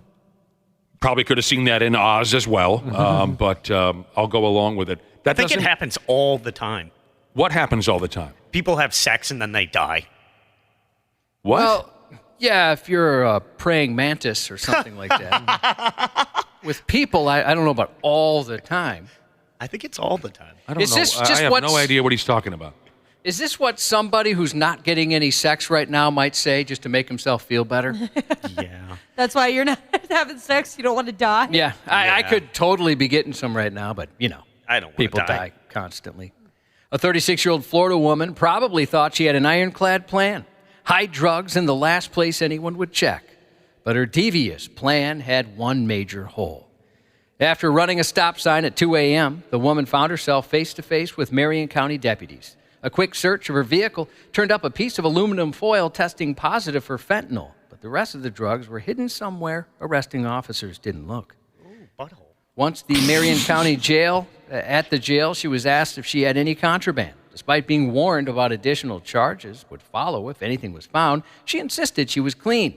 Then, during a search, jail staff uncovered 2 small baggies in God's meth pocket, one containing fentanyl, the other meth, both in her vagina. She admitted she had hidden the drugs when the deputy turned on his lights for the traffic stop. When asked why she didn't disclose it during booking, she said she didn't think jail staff would find them. They checked that. Seen that in Oz. They check they check your privates, huh? What started as a mother's desperate plan to get rid of her rebellious daughter completely backfired. Instead of solving her problem, the tables turned and now she's dead. A woman, frustrated with her teenage daughter's behavior, decided she'd had enough and hired a hitman to kill her. But here's where things took an unexpected turn. She had no idea the man she hired was actually her daughter's boyfriend. Mom thought her plan was foolproof, paying the hitman about $600 to get the job done. But instead of following through, the hitman revealed the plan to the daughter, who came up with an alternative plan of her own. Have her hitman boyfriend kill Mom instead, promising she'd marry him if he went through with it. In the end, the hitman did the opposite of what the mother paid for, taking Mom's money and killing Mom instead. You promise you'll marry me. I think you got to come up with a better offer than that. That's all he wanted. Both he and the daughter were arrested after confessing to their crimes. In several U.S. cities, robot vacuums were hacked, with attackers taking control and yelling obscenities through an onboard speaker. In fact, a Minnesota lawyer experienced this firsthand when his vacuum started malfunctioning. Initially, he heard strange noises, and through the app saw someone accessing its live camera and controls. Man, my vacuum's never mouthed off to me. What about the rest of you? I don't have one that makes any noises outside of the vacuum noise. I just have a normal vacuum. Me too. After resetting his password, the vacuum began moving again, this time with a voice yelling offensive language. Nobody likes you because you are a big, fat, butt plug. Total butthole. Concerned about his family's privacy. That was hurtful. Dude, that is hilarious. Oh, I made that. I thought maybe that was really what happened. I thought that was a live recording. You're very convincing. Oh, well, yes. Yeah, sorry. I should have said that. I don't know what the actual vacuum... Well, I know the vacuum said some more terrible things than that. Oh. Concerned about some really bad stuff. Then it's not as hilarious as I originally stated. It's funny that it happened, but what it said was not very funny. Gotcha. Concerned about his family's privacy, especially with the vacuum near their bathroom, he was understandably disturbed by the idea hackers could have been watching them unnoticed, and he was far from alone. Others reported similar incidents. One person in L.A. had their vacuum chase their dog while yelling insults. Oh, no. And in El Paso, another vacuum started shouting until it was unplugged. Hackers exploited a weakness in the PIN code system, which was meant to secure the camera and remote control features. Officials are investigating. I'd like to get involved in this.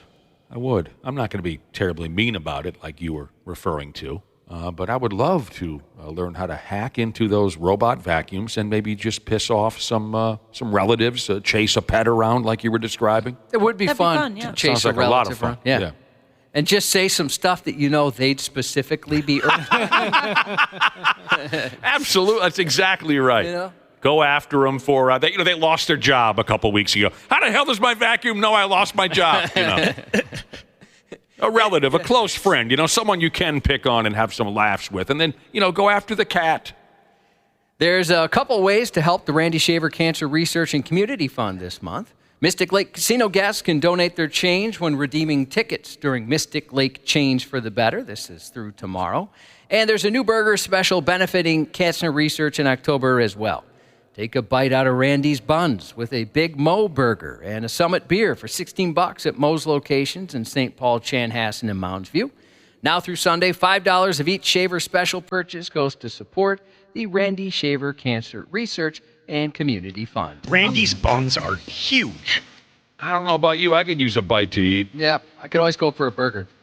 Happy belated 35th to School Cop Jesus from Supreme Psych Nurse Jesus. Shout out to our good friend Terry Train, who we were talking about earlier this morning. We miss her. Best of luck to Big Dreams, Small Wiener Jesus and family, who are taking in their 10-month-old into surgery. Happy or good morning to Flanny, hardly working in Egan, and that's 93X News. Coming up next, we'll talk with Randy Shaver and Brad Ryder. Randy Shaver. Ah! What the hell? I just saw your balls. They're hanging out. Oh, my God. Balls are disgusting. They're hideous. On the Half-Assed Morning Show. Are we live? We're live. The fact that we don't give a Yeah, dude swore on television. I'm tired of that gimmick. You guys know that already. I'm tired of the ball players. They get on the mic and they curse. We do it on the friggin' radio show. We're going to get fired. I'm tired of these pricks. But Kiki Hernandez, whatever he swore on television, kissed my ass. Randy Shaver and Brad Ryder, how you guys doing? Good. Good morning. You good? Yeah. Boy, folks just can't stop swinging from Randy Shaver's jock. Is this the liquor talking, Randy, or were you handed some type of award over the weekend? Oh, yeah. Yeah? Big time. Oh, just another weekend. I almost That's all it forgot. is. It's just another weekend. Brad Ryder, when's the last time anyone handed you an award? Oh, every day. Yeah? Yeah. Randy Shaver, what happened over the weekend? I thought my friggin' wife showed me some pictures of you hanging out. They gave you some kind of an award. I was given a lifetime honorary lifetime membership to the Minnesota High School Coaches Association. The Minnesota High School Coaches Association. Yes. You are now a lifetime member. So what I have, Nick, is a pass. Part of this is they give me a pass that I can get into every high school event at any time, anywhere. Why don't you jump the fence? You don't need a You could pass. just jump the fence. That's exactly what I was thinking. We don't jump the fence, Brad. We don't. They only do that in Clara City, where Well, they don't have a fence in Clara City. You just walk up. It's too much money out there. Right. Randy's too old to jump a friggin' fence. You guys get real about this. So you can go to any high school. Because you covered all these high school ball games over the years, now you get in for free. I do. It's very nice, but it was very nice of it. You get a free hot dog, too, or anything? Any concession stand I privileges? suppose I could probably talk my way into that. If I There you go. Nice. I'm going to the game with Randy. You sound almost ashamed of it, like you don't feel worthy of this. I'm not. No, it's very nice. I appreciate it very much. It was a very nice night. All right, so that's nice to hear. That's My award is being on with you 3 times a week next. Oh my God! Suck up. What do we get in return? Yeah. Yeah, really. I'm not sure yet. Well, Brad Ryder, have you ever won Sex Educator of the Year or anything like that? I'd love to see that trophy. Oh my God! Yeah, no kidding. No, you've never been Sex Educator of the Year. I could make some phone calls. Yeah, no, that's fine. I'd love to know the criteria for something like that. Yeah. It's an AVN award. You get a spot in an AVN movie. Definitely. You get a spot in an Adult Videos Network movie. Well, no, he wouldn't get a spot. One of his students would, because he'd be the teacher. A guy teaches one online class 5 years ago. Oh, it was an online class? Yeah.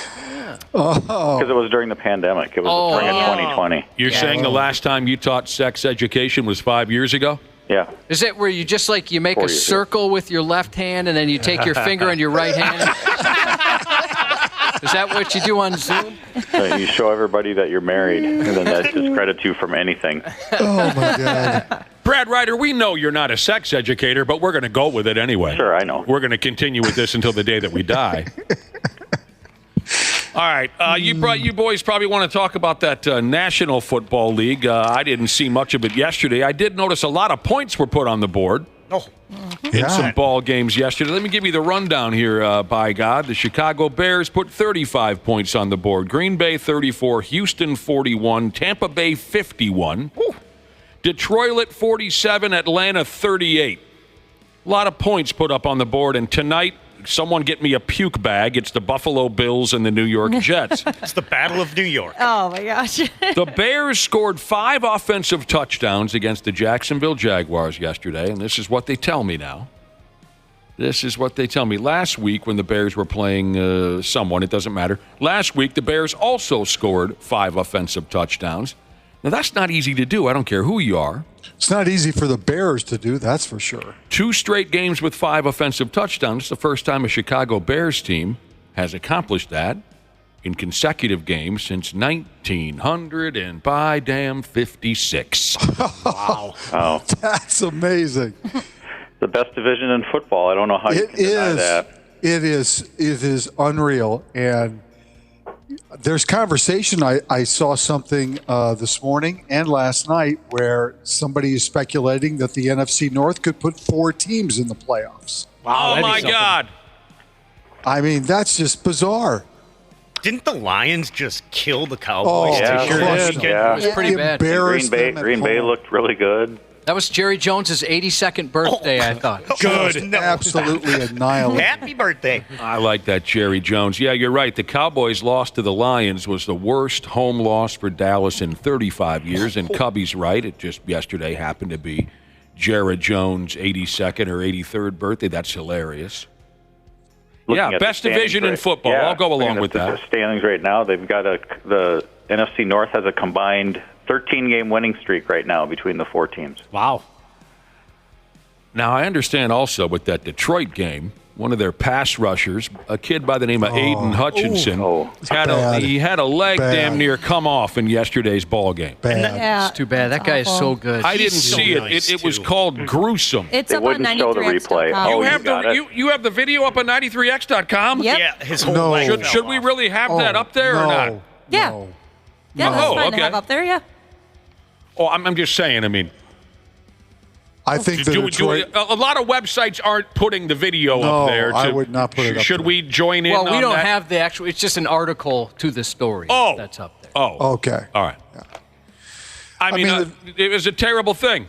The Detroit Lions' chances of winning the division, going to the Super Bowl, took a hit for sure with this kid, with Hutchinson breaking his leg. That is a major blow to a really good football team. Yeah, for and sure. he was really nice on Hard Knocks. I agree. He was great. Yep. And his family, everything. They put his leg in an air cast. We had surgery last night. I mean, he stayed in Dallas and had surgery. That's how bad it was. Here's what the website I was looking at. Sporting News, they said there is video of this injury floating around on social media. Sporting News said we did not include it in this article because it's one of the most gruesome things you will ever see. And that's not overstating it, they said. So who has watched it? I have not. I did not. Haven't. I will not. Ashley watched it. Yeah. Would you call it one of the most gruesome things you've ever seen? It looks pretty bad, but maybe I've just seen I've just seen too many bad videos in my life, but I didn't think it was the most gruesome thing I've ever seen. Wasn't it that basketball player came down and just completely destroyed Kevin Ware? Yeah. That was the national championship game a number of years ago where he had a compound. The basketball player had a compound break. Yeah. Teammates were vomiting all over each other on the damn, bench. Sure, we could do this all day long. Joe Theismann, Clint Malarchuk. Yep. I don't know. Napoleon, what was his name, that running back Dynamite. for the... Napoleon McCallum. Was it Kaufman or McCallum. Or maybe Napoleon it was. McCallum. Was it Napoleon Dynamite? No. I think it was. Or was it Uncle Rico? Napoleon Bonaparte. Yeah, Bonaparte. Blown apart. I wish I knew the kid's name from way back. Well, okay, so that's terrible. This Aiden Hutchinson, it's too bad. Terrific player. Yeah. But, I mean, the Lions will figure out a way to overcome that. The Packers. Well, wait a minute. Really you just said they took a serious hit to their they Super did Bowl. Took a serious or hit. will they find a way to overcome it? Which one do you think? They'll find a way to remain competitive, but that doesn't. I mean, it's like losing Harrison Smith for the Vikings defense. It doesn't help things, certainly. Superstar, yeah. All right. I just won't watched affect the their Kevin offense Ware. at all. I just won't watched the affect their Kevin offense. Ware injury. Why again. would you do that? Yeah. The whole bench is just barfing. Oh. Yeah, what? That was terrible. Don't watch that. You're grounded. Waffle says, I'll never watch that Detroit Lions video, Yeah. but let me pull up the Kevin Ware injury. Yeah, exactly. Well, I am drawn to things like that. As I get a little older, I steer away, but I am drawn to. I think I have to watch this kid's leg come off in that Lions game. I mean, I was obsessed with the Clint Malarchuk story for years. Oh, remember Sid Vicious, too? Woo. Well, yeah, we just talked about him a couple weeks ago because he died. Yeah, that one was bad, too. An NFL chain gang dude got blown up on the sideline during the Tennessee Titans ball game yesterday against somebody. I think it was the Colts. An NFL chain gang dude It was a lot. If you watch this replay, and it's not gruesome, if you watch this replay, it reminded me a lot of what happened to Chris Finch in the playoffs last year. Oh, yeah. Chain gang dude is standing there doing his thing. The quarterback for the Titans, Will Levis, he goes diving out of bounds and smashes into the chain gang dude's kneecaps. It didn't look good. The first stories were saying Ball Boy, was taken out. And so I'm looking at it, that Ball Boy is 65 years old. He is very old. And then they changed it to the chain gang. He didn't look like he was enjoying himself at that point. Oh, no. They sent him out. They sent out a cart and a body bag, and they got him out of the way. They said his left foot was in an air cast. Again, with the air cast. Didn't he give the crowd a thumbs up? I'm good. Yeah, they weren't looking. They were watching the ball game. They weren't looking. Probably they weren't paying attention. No, the crowd didn't care. Yeah, exactly. He's laying there going, well, I'm all right, everybody. Yeah. And nobody gave a crap. The kiss cam was happening. It was third down. They weren't. And something we've talked about before on this program, Josh, is how the players have no sympathy when they wipe out somebody on the sideline. I'll never understand that. I don't understand it either. I don't. It's an anomaly if you see a player try and help someone up or even look back to see if they're okay. It's because they're arrogant pricks. And they don't care about anyone. I get it. They got to get back quickly. No, but enough, you could pull somebody up in a second.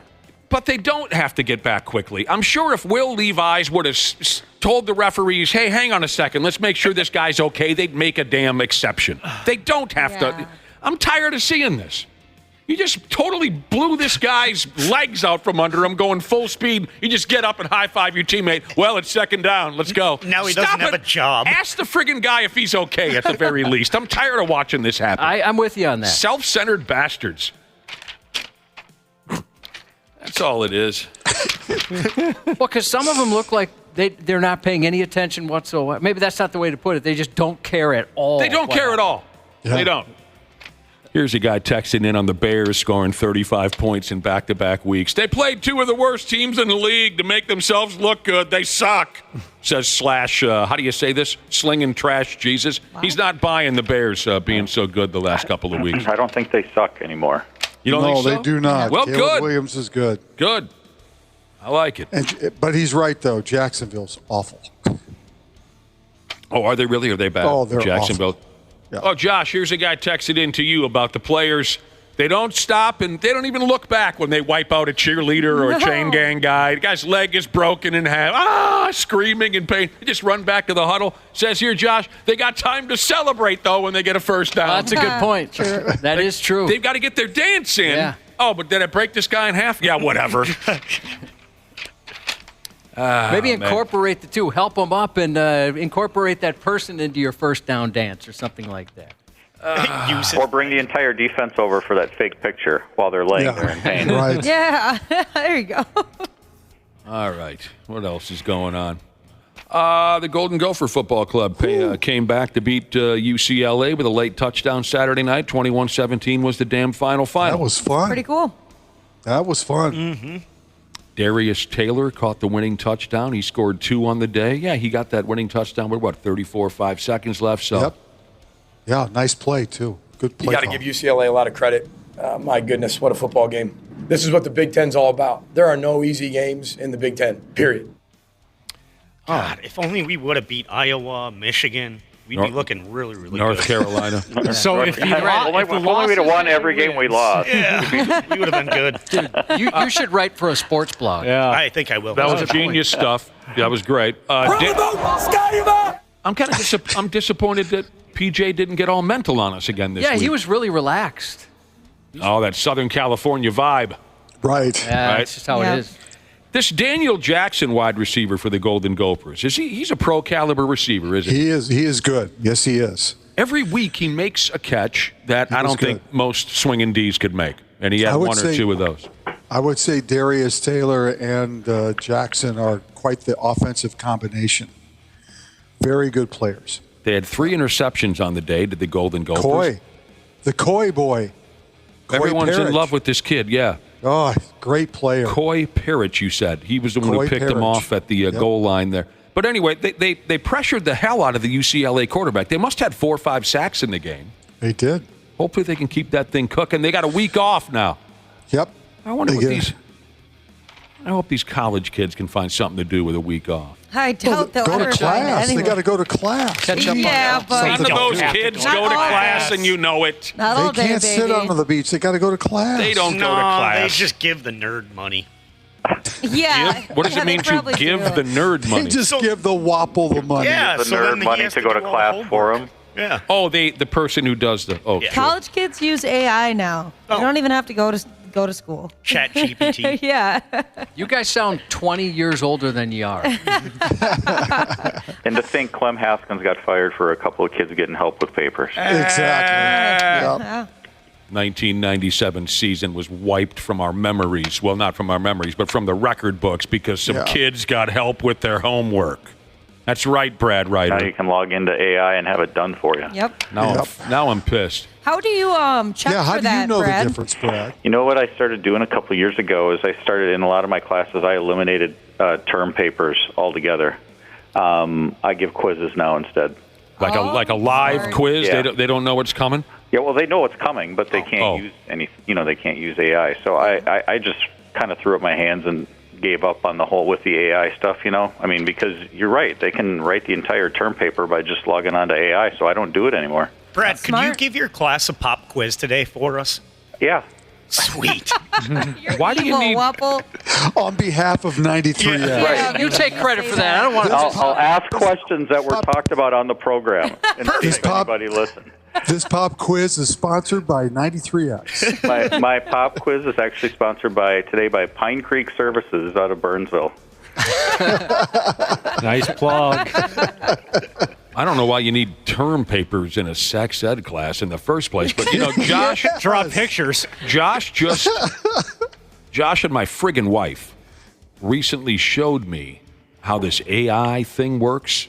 We have to edit stories for this here program as best we can. Mm-hmm. And the friggin' wife showed me how quickly you can get this done using that AI. It's friggin' fascinating. Now, I still didn't really like the way it played out. You know what I mean?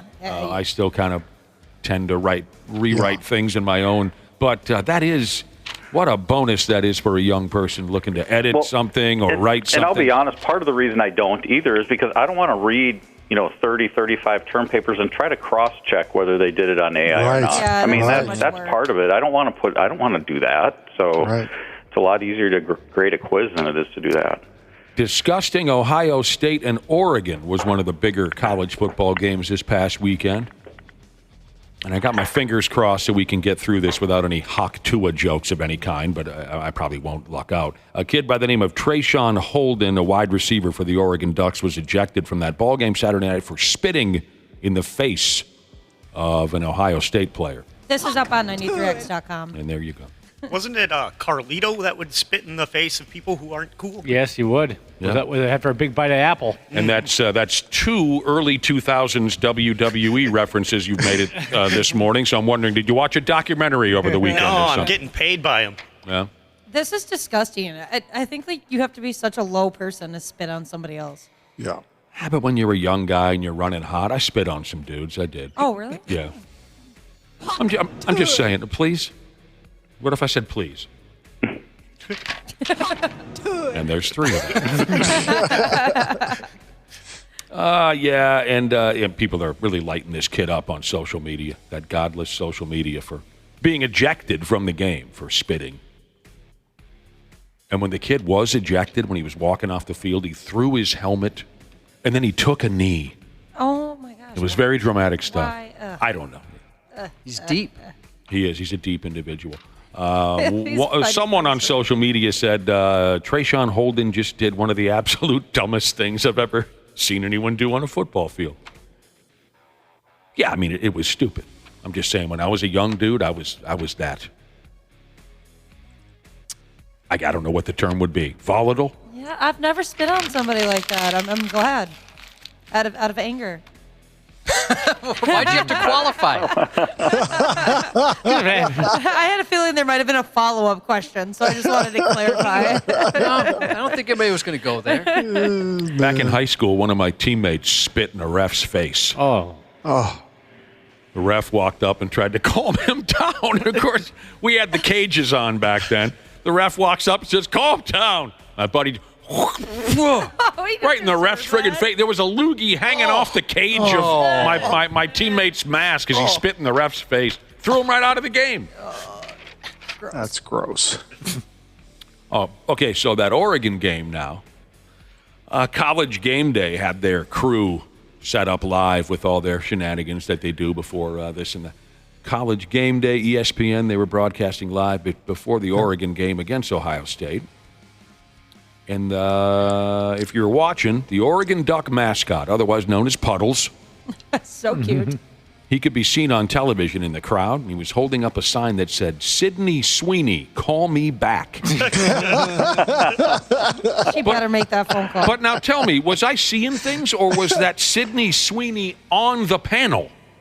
No, she was not. She wasn't. No, you saw like they did a side-by-side in that article, just to show a picture of it. Oh, okay. It looked doctored up, like they were trying to. Okay, so she wasn't sitting there. No. Okay. There's the puddle, not the puddle, but the Oregon Duck. Puddles, he's sitting on someone's shoulder. He has a sign that says, Sydney Sweeney, call me back. She's that hot number. I don't know. Is she a singer? What does she do? She's an actress. Actress? I don't think I've seen her on television yet. And apparently she did respond to Puddles on Instagram. So who knows if they'll be. Yeah. Well, good. I hope they hook up. Yeah, she said, sorry, I changed my number. She walks the red carpet with Puddles. Maybe they'll be so cool. Maybe they'll be the new Tony Kelsey and Travis Kelsey and Taylor Swift. Taylor Swift, yeah. Yeah. What does that mean? Sorry, I changed my number. Does that mean, is that good or bad? What does that mean? I don't know. That's why he can't get a hold of her. Yeah. Those kind of people have to change their numbers a lot. I love Puddles. You're probably right, Brad Ryder. Athletes do it a lot, too. Change their phone number because they got the 9th grade kids bothering them. Here's a video that might be fun for you to watch. A massive hailstorm cut loose on the Akron versus Western Michigan football game this past Saturday afternoon. I mean, it was just coming down sideways, dime-sized hailstones. And they kept playing, which I thought was fun. Holy smokes, we were just talking about the weather pattern and how bizarre it has been, and this is a hailstorm right now in Kalamazoo. Kalamazoo. I've been there once. Yeah, from what I understand, it was a harmless-looking sky, and then suddenly, it unleashed the fury upon this ball game. This is also up on 93x.com. There you go. Look at that. Everything's up. And there were some hilarious fumbles and whatnot during the storm. Once all that ice started falling, they were tripping over each other, multiple fumbles. It made the game watchable. I was at a Twins game. Might have been the opening year of Target Field when a terrible thunderstorm rolled through. Tornado sirens went off and everything. And then it started to hail like a bitch. And it was a lot of fun to watch, of course. But what kind of bothered me was they picked up every single piece of hail off that ball field before they... It was the longest, most painful process I had ever seen in my life. I thought at least they'd play, clean up some of it and let the boys go out. I mean... Do they pick them? Did they have like a ton of people out there picking them up by hand? I don't. It wasn't by hand. Maybe someone who was there can remember. It was absolutely ridiculous. Well, give it like 10 minutes. Isn't it going to melt? Exactly. Yeah, exactly. I don't know, Brad Ryder. I hear they cut the grass with scissors. Well, Larry DeVito is particular. That is for sure. That's one word for it. Yeah. There you go. All right, we had high hopes going into this year's big league playoffs. I know I did. Kansas City and Detroit all looked really promising at times, but none of them could get her done, and we're left with 2 New York teams and a Los Angeles team involved in the league championship series. All we can do now is root like hell for Cleveland, if you ask me. Yeah. How about the grand slam by Lane Thomas against the Tigers, though? Off Tarek Skubal. in Game 5 between Cleveland and Detroit. I think it was Saturday. Wow, that was unbelievable grand slam that he hit. Because Skubal looked really good. I mean, Skubal was keeping the Tigers in that ball game, and then Thomas hit the grand slam, and that was it. Cleveland ends up advancing to play the Yankees. So, You have had a year-long hard-on for this Skubal kid. You have been in love all year long. he has been, well, he's going to win the Cy Young in the American League, and the numbers are amazing. And I think you could argue that the Tigers make it to the playoffs thanks in large part to what he did. Because he wasn't, I mean, he was tremendous.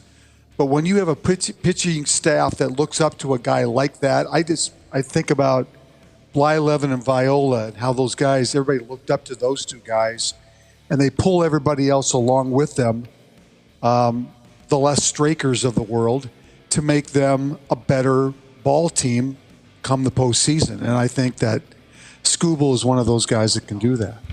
I know a lot of folks tune you out when you're on our show, Randy, but I listen to what you say. And thanks, I appreciate it. You fall in love. You do. Are you aware of how easily you fall in love with certain athletes? Because the last time I heard...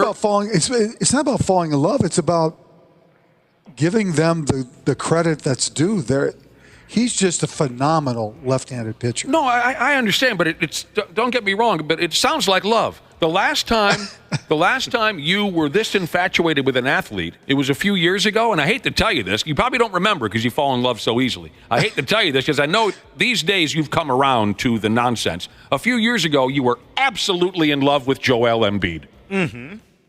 Okay. And I still think he's very, very good, obviously. I'm just noting your past loves, that's all. Okay. He used to love Sonny Gray a lot, too.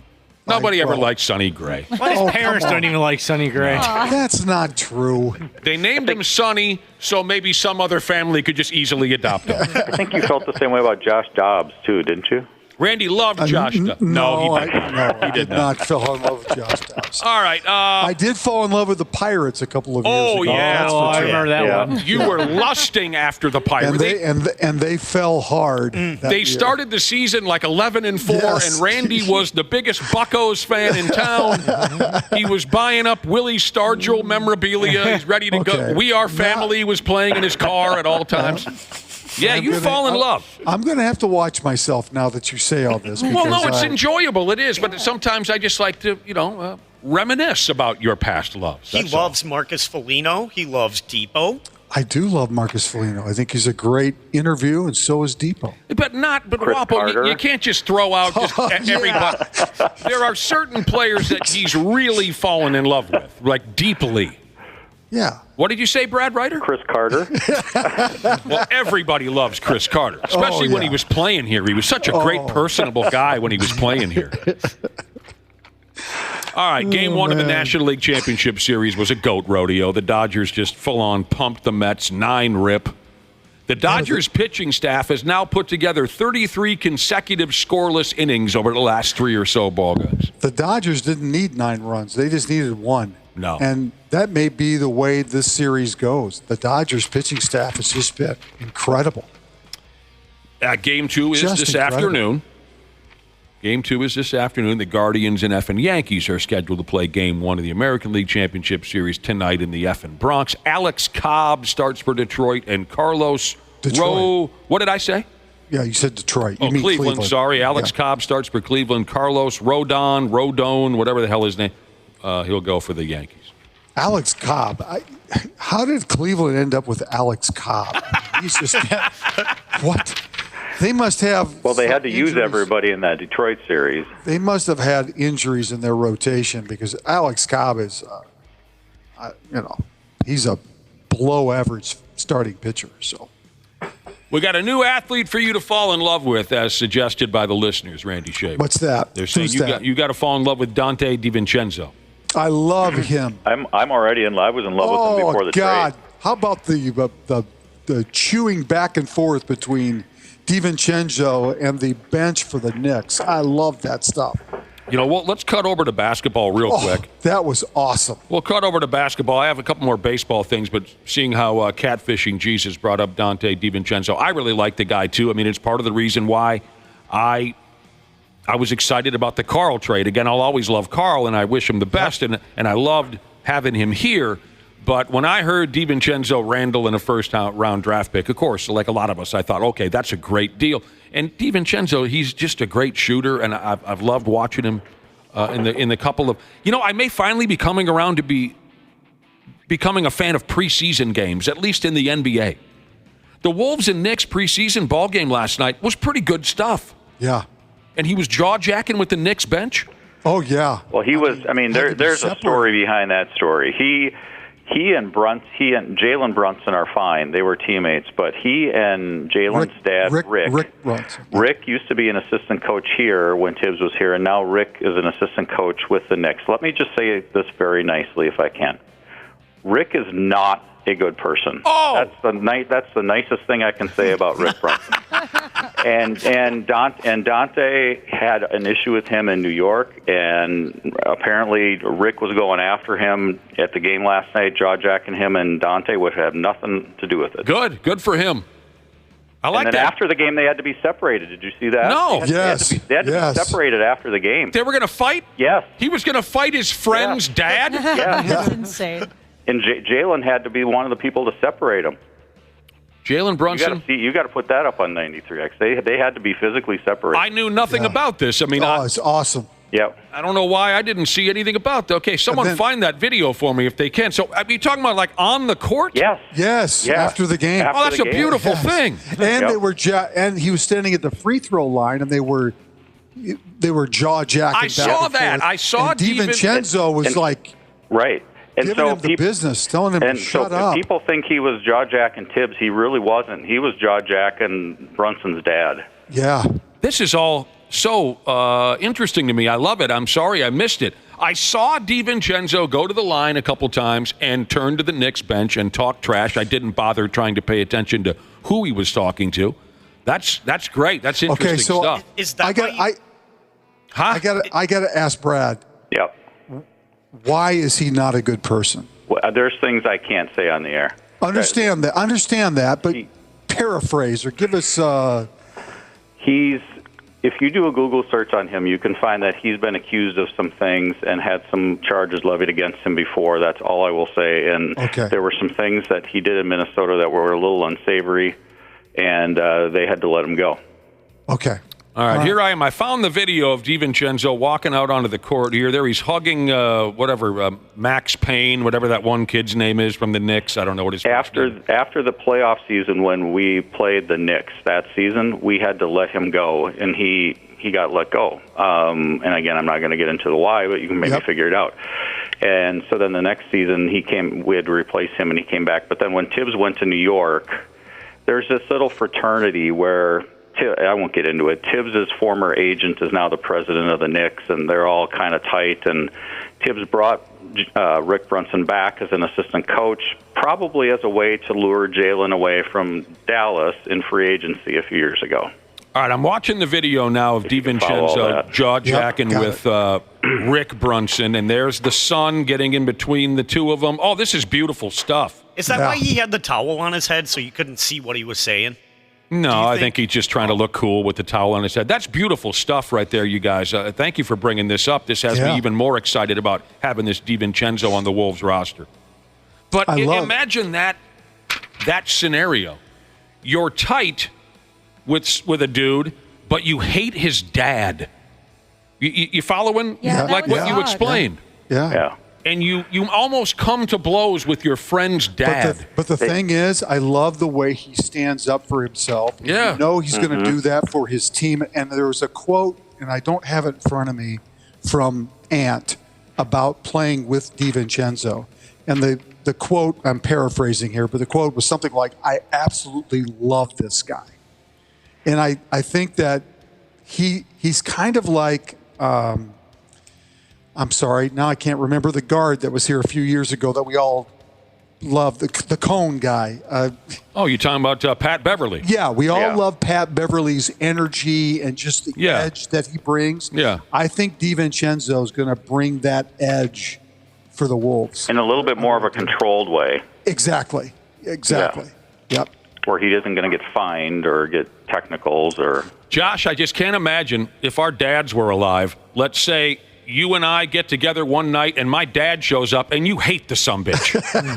And the two of you just, F you, buddy, F you. And I got to get between the two of you. Your dad's one of the nicest people I ever met. I can't imagine that. I'll go way back in this because I know a little bit of this history. So when they played together at Villanova, okay, so there was a... When you say they played together, you're talking about DiVincenzo and Brunson. Yes. And they won the national championship that year. There's some stuff out there that Rick, the dad, didn't like him back then because he felt like he took too many shots away from Jalen and this and that. And then when they both got drafted the following spring, then Dante DiVincenzo got drafted higher than Brunson. He got drafted in the first round, and Brunson didn't get drafted till the second round. And so there's speculation that this goes way back to even then. Well, this is brilliant. I love it. I've never had that experience, but I'm sure everyone's had the experience where maybe they didn't like a significant other of someone they knew. Sure. Yeah. I mean, we've worked with What are you telling me? I love your wife. No, You've never even met her. I've known her for 20 years. But, like we've worked with somebody or a few people before where it was kind of tough being around them. But I've had a couple friends where, they ended up figuring it out and the relationship ended, but it was tough not to say something at times. Dude, when I was in junior high, a couple of my buddies, okay, I think I have to use names or else it'll get too confusing. I had a buddy back in junior high named Donnie, okay? Donnie's dad was the principal of the school, okay? And there was another friend of mine, Joey. Joey was kind of a wild man. But Joey and Donnie were friends. Donnie's dad did not like Donnie hanging out with Joey. You following this so far? Yep. Donnie's dad is the principal. He doesn't like his son's best friend, Joey. In class one day, Joey blows up about something, and here comes the principal to straighten out Joey. And Joey snapped, got up out of his chair, and punched the principal in the friggin' jaw, laid him out. Gosh. Not only did you just punch the principal, but you punched one of your best friend's dads in the jaw. He got expelled for that. And rightly so. Oh, of course. And it took a while, but eventually Donnie and Joey became friends again. But can you imagine being a 14, 15-year-old kid and conjuring up the balls to punch one of your best friend's dads in the face with everything you got? Still one of the coolest things that ever happened at my school. Did the dad ever forgive him? Was he ever allowed over at their house? Yeah. Of course, I wish I would have paid closer attention to the interactions between them. You know what I mean? But I didn't because I was a stupid kid. But yes, eventually they all made up. That's impressive. Dude, you're a 40-some-year-old man and a 15-year-old kid just smoked you in the yap in school in front of everybody and laid you out. Yeah, you don't come back from that. No, you don't. On the surface, I think Donnie's dad was like, okay, Joey can be your friend again. Maybe out of fear. On the surface, he was cool with it, and maybe deep down, he boiled on the inside, but he tried to be the bigger man. All right. Anyway, that Wolves game last night, like I said, I may be finally coming around, at least in the NBA, to watching preseason games. I never had any idea that starters, that star players played so much. Well, they got to play a little bit to get in shape. Yeah, well, right. I don't know why that never occurred to me, but at the end of the game, it kind of sucked. They put the JV guys out there, but it was an enjoyable game. Oh, okay. We got more things. I think the real games start a week from tomorrow. Yes, they do. The 22nd, I think. Yeah. Which is We're the not that same far night. away. Jeez, Christmas is going to be here soon. Oh, don't even talk about that yet. State Fair's right around the corner. Is it next Tuesday? Is that what you said, Brad? Yes. It's next week, yeah. Yeah, next Tuesday. Whenever That's the correct. 22nd is. Tuesday. I thought that was anyway. Yeah, that's Tuesday. It's Iron going to Maiden. be it's going to be a tough deal because it's the first game for the Wolves. But I also have tickets to see Iron Maiden. Well, here's the thing. Iron Maiden. You didn't let me finish. I don't know why I can't finish. The Wolves game is a late night game in Los Angeles. Well, Iron Maiden's not playing at 4 o'clock in the afternoon either. You might get home in time to catch some of it. Maybe. Or record it. Record it. It's illegal to record concerts. Well, there's 81 other games you can catch, so if you miss one, you're fine. I got to run this by you while I got both of you on the line. And we were talking basketball. Pardon me. We were talking baseball a few minutes ago, and then we moved on to basketball. Back to baseball real quick. Let me tell you, Peckerheads, about a feller called Dr. Keith Meister. Now, he's the Texas Rangers head physician and a member of the Major League Baseball's task force focused on trying to cut down on the widespread injuries to pitchers that we saw this season. Okay. We saw a lot of injuries to starting pitchers, a lot of injuries to all different kinds of pitchers. It's kind of hard to do that when the throwing motion is going to cause injuries. I don't know what else you can do. Well, then everyone's trying to throw it as hard as they can. Exactly. Guys are being taught to throw that hard for shorter amounts of time. So you don't want to hear the words of Dr. Keith Meister. You guys have all the answers on what's happening. I don't have all the answers. Jesus criminy. Josh, I told you this was going to happen. You predicted it. This doctor and others are in charge of trying to come up with something to keep more pitchers healthy because it's a problem. So he's proposed a radical rule change aimed at improving pitcher health. And his idea is when a dude gets up to the plate, any 2-strike foul ball means you're out. Oh, so it's less pitches because of that. Right. Once a hitter gets to 2 strikes, the sumbitch has to put the baseball in play. That won't happen. Please let me finish. The sumbitch has to put the baseball in play. If he fouls one off, he's out. Nope, that won't happen. That's softball. That's not going to happen here. That's not going to happen. You're right. That takes away a lot of the art of hitting. That's right. It's fun to talk about, though, or at least I thought it was going to be until you guys couldn't stop popping off about it. Well, I think this. Well, I think that. Well, I think this. Rod Carew would have been about a 220 lifetime hitter. If exactly. Suddenly we got Joe Garagiola, Bob Costas. Oh, come on. I'm joking around, you come on, bastard. Jesus. Do you think they'll ever get back to just like placing locations when you're a pitcher, or do you think it's always going to be like this? What does it mean when you say placing locations? Instead of trying to overpower people, you try to, hit spot. Yeah, there's still plenty of pitchers who do that. There's still plenty of pitchers who do that. I don't think that every pitcher is trying to overpower. No. There are plenty of guys who still try to nitpick. I agree. Yeah. Yep, I agree with Nick. There's a lot of guys that are still pitching and not throwing hard, that are actually pitchers. So this rule is likely never going to be seriously considered. I mean, that's how they did it back in the 1800s, wasn't it? I will say this, Nick. They may try that in the minor leagues because when you're a younger player in the minors, that would limit the number of pitches that you throw as a minor league pitcher. So they may attempt to do that in a rookie league play or Class A or something. You're right. I don't think it'll even go that far. Pitchers, talk about letting a pitcher off the hook, for Christ's sake. Yeah. Pitcher. After 2 strikes, any foul would ball, be you're decimated. out. I might be okay with a number on that, like, say, 4. Well, that's how they used to do it, right? Years and years, centuries ago. 4 fouls and you're out, right? After 2 strikes, if you foul 4, right. Yeah. It's the guy's. He's trying, but I don't think it'll ever even get into the minor leagues. It's way too easy to let a pitcher off the hook. And like Brad said, it takes away the art of hitting. There are so many hitters who can expertly chuck that pitch into the stands and wait for a better one. Like you said, Rod Carew, guys like that, they were aces with that. But they're very concerned because so many guys are throwing their arms into the garbage. Now the Lynx, they had a great comeback in Game 1. They tried it again yesterday and couldn't quite get her done. Yep. They lose to the New York Liberties in Game 2 of the WNBA Finals. So that series is even at 1 win apiece. I think it comes back home this week, right? Yep. Right. Wednesday night. I mean, we barely even got to talk about the Man-Bear Pigs. They lost in a silly-ass shootout Friday night at home. Last night, just up the road there in Manitoba, the Fellers lost in overtime 2-1 to the Jets. Jake Middleton scored for the Pigs, just as you'd expect him to. It's for all you state of hockey people out there.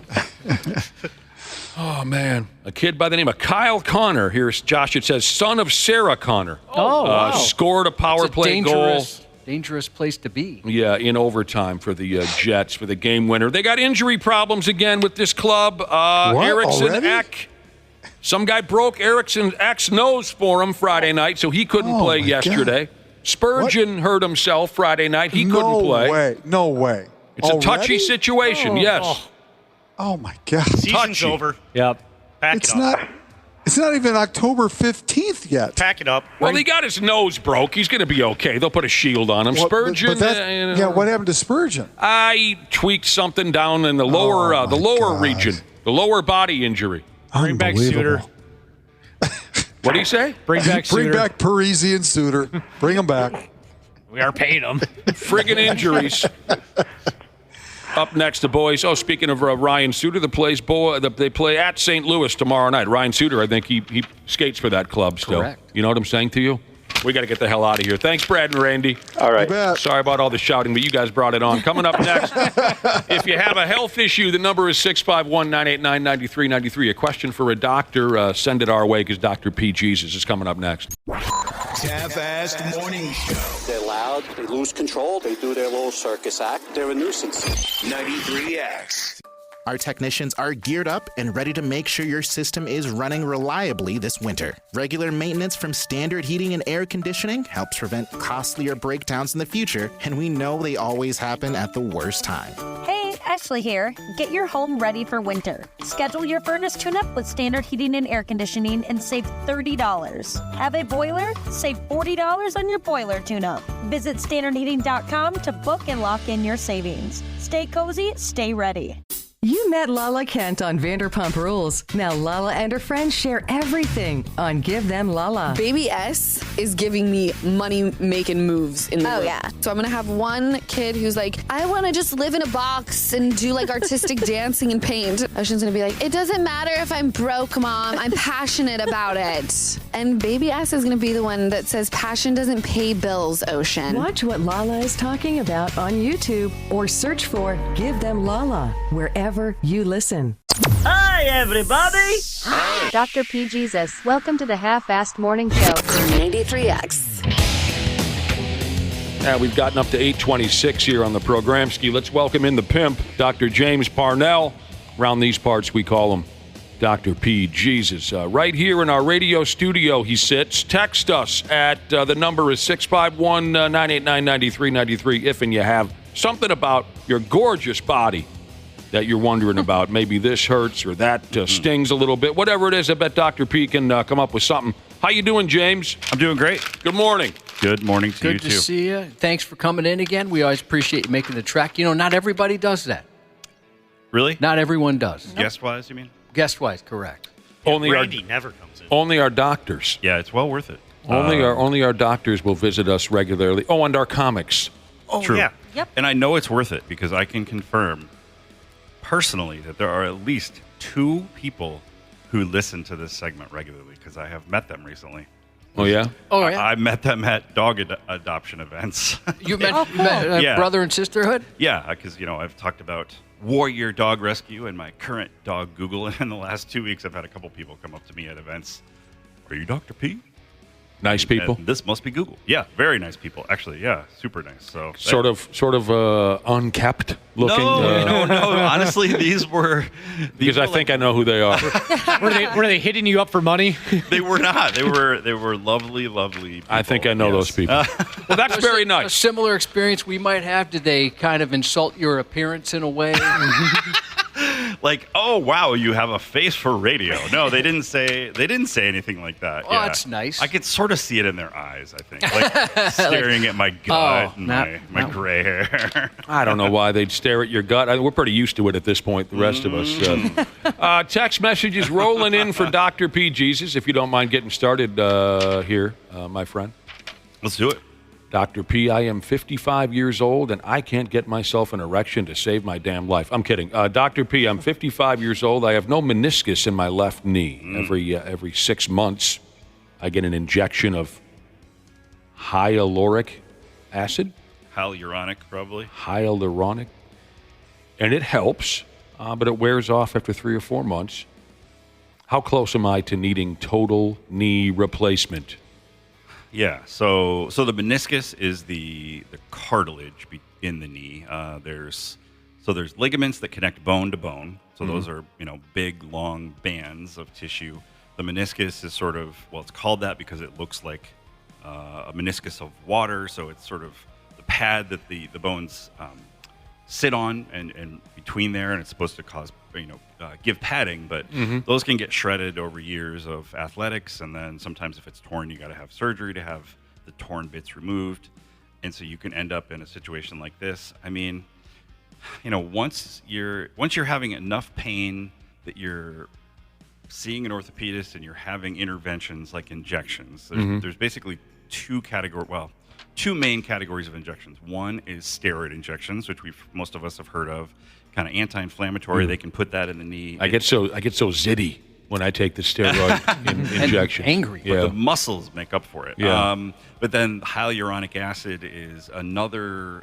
It's like the theory is that it's actually chemically somewhat similar to cartilage, although it's a liquid instead of a solid. It can give people some relief, but whether it's steroid injections or the hyaluronic acid, you're basically buying time. And it's not going to get better. We don't have any treatments that cure arthritis. Is it basically a quality of life thing? It really is, yeah. Like how much is the pain you're experiencing interfering with, your activities of daily living? First of all, like can you get up and walk around? Can you take care of yourself? Can you bathe yourself? Can you work? Right. If you have this surgery or procedure, whatever it is, are you back like 100%? Is it which? Total knees? Whatever he's talking about getting replaced. Oh, well. Yeah, he asked about total knee replacement. Yeah, total knee replacements. That's what I had.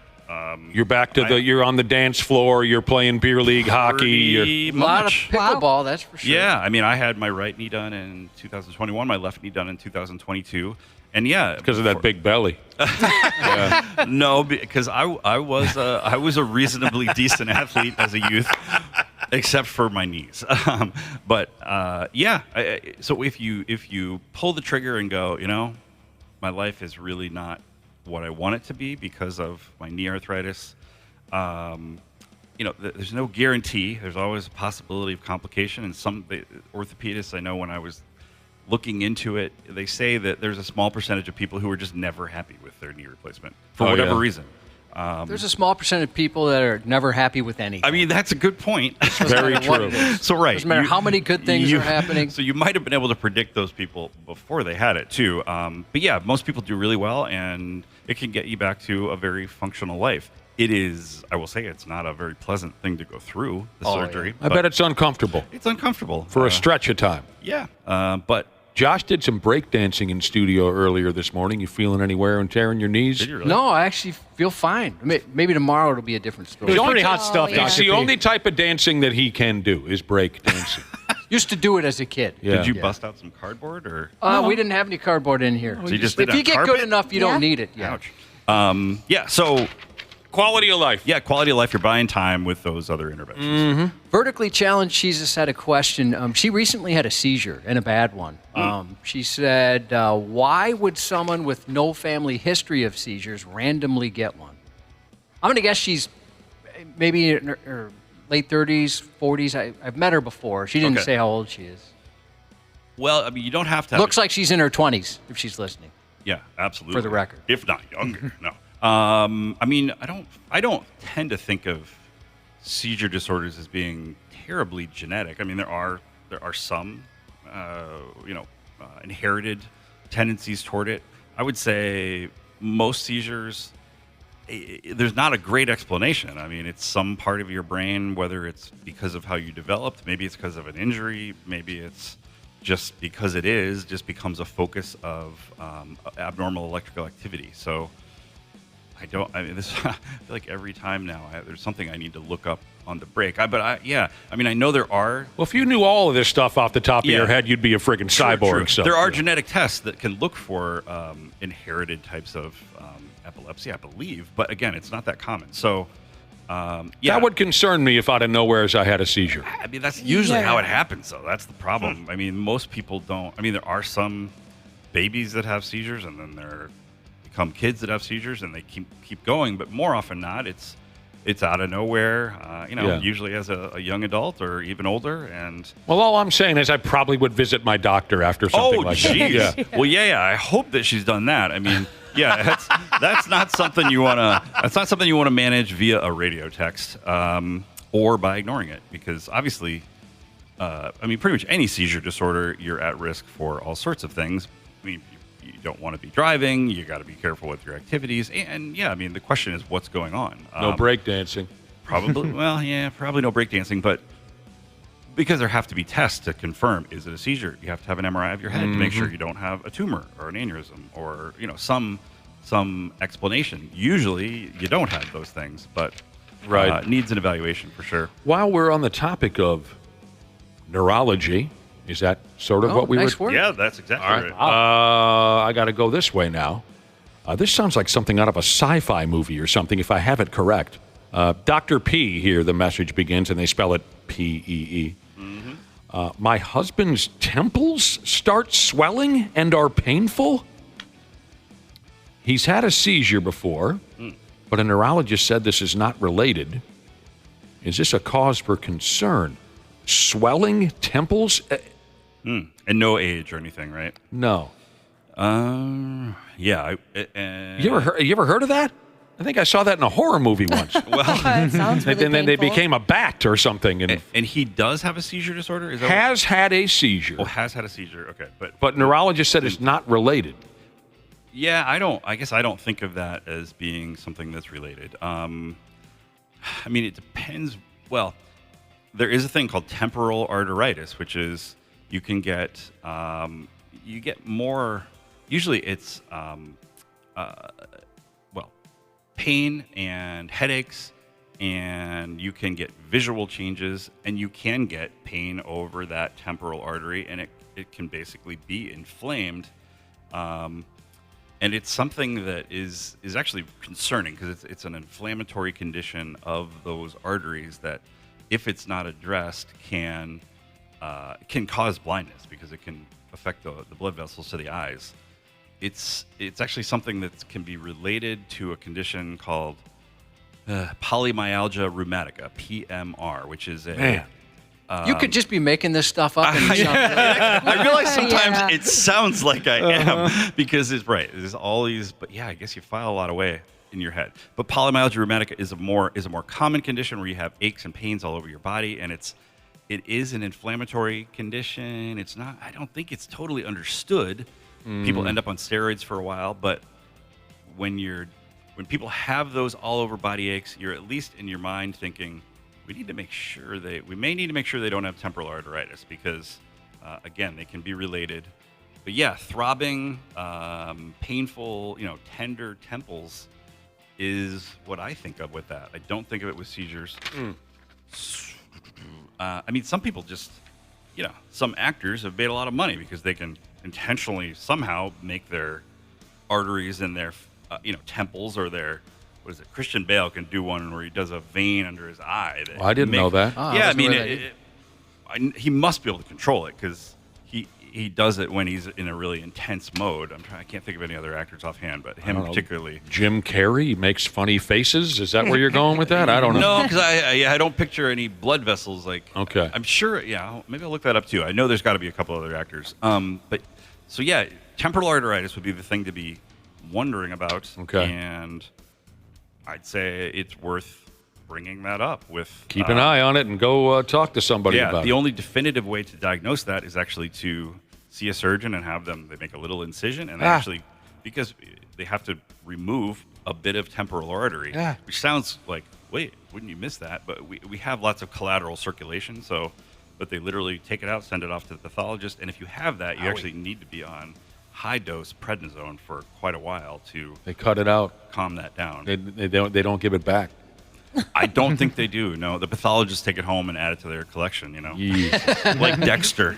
Gives me the creeps. Sweet Tooth Jesus wants to know, smoking weed, is that as bad for your lungs and heart as cigarettes? So lungs and heart. I mean, it's a good question. I would think.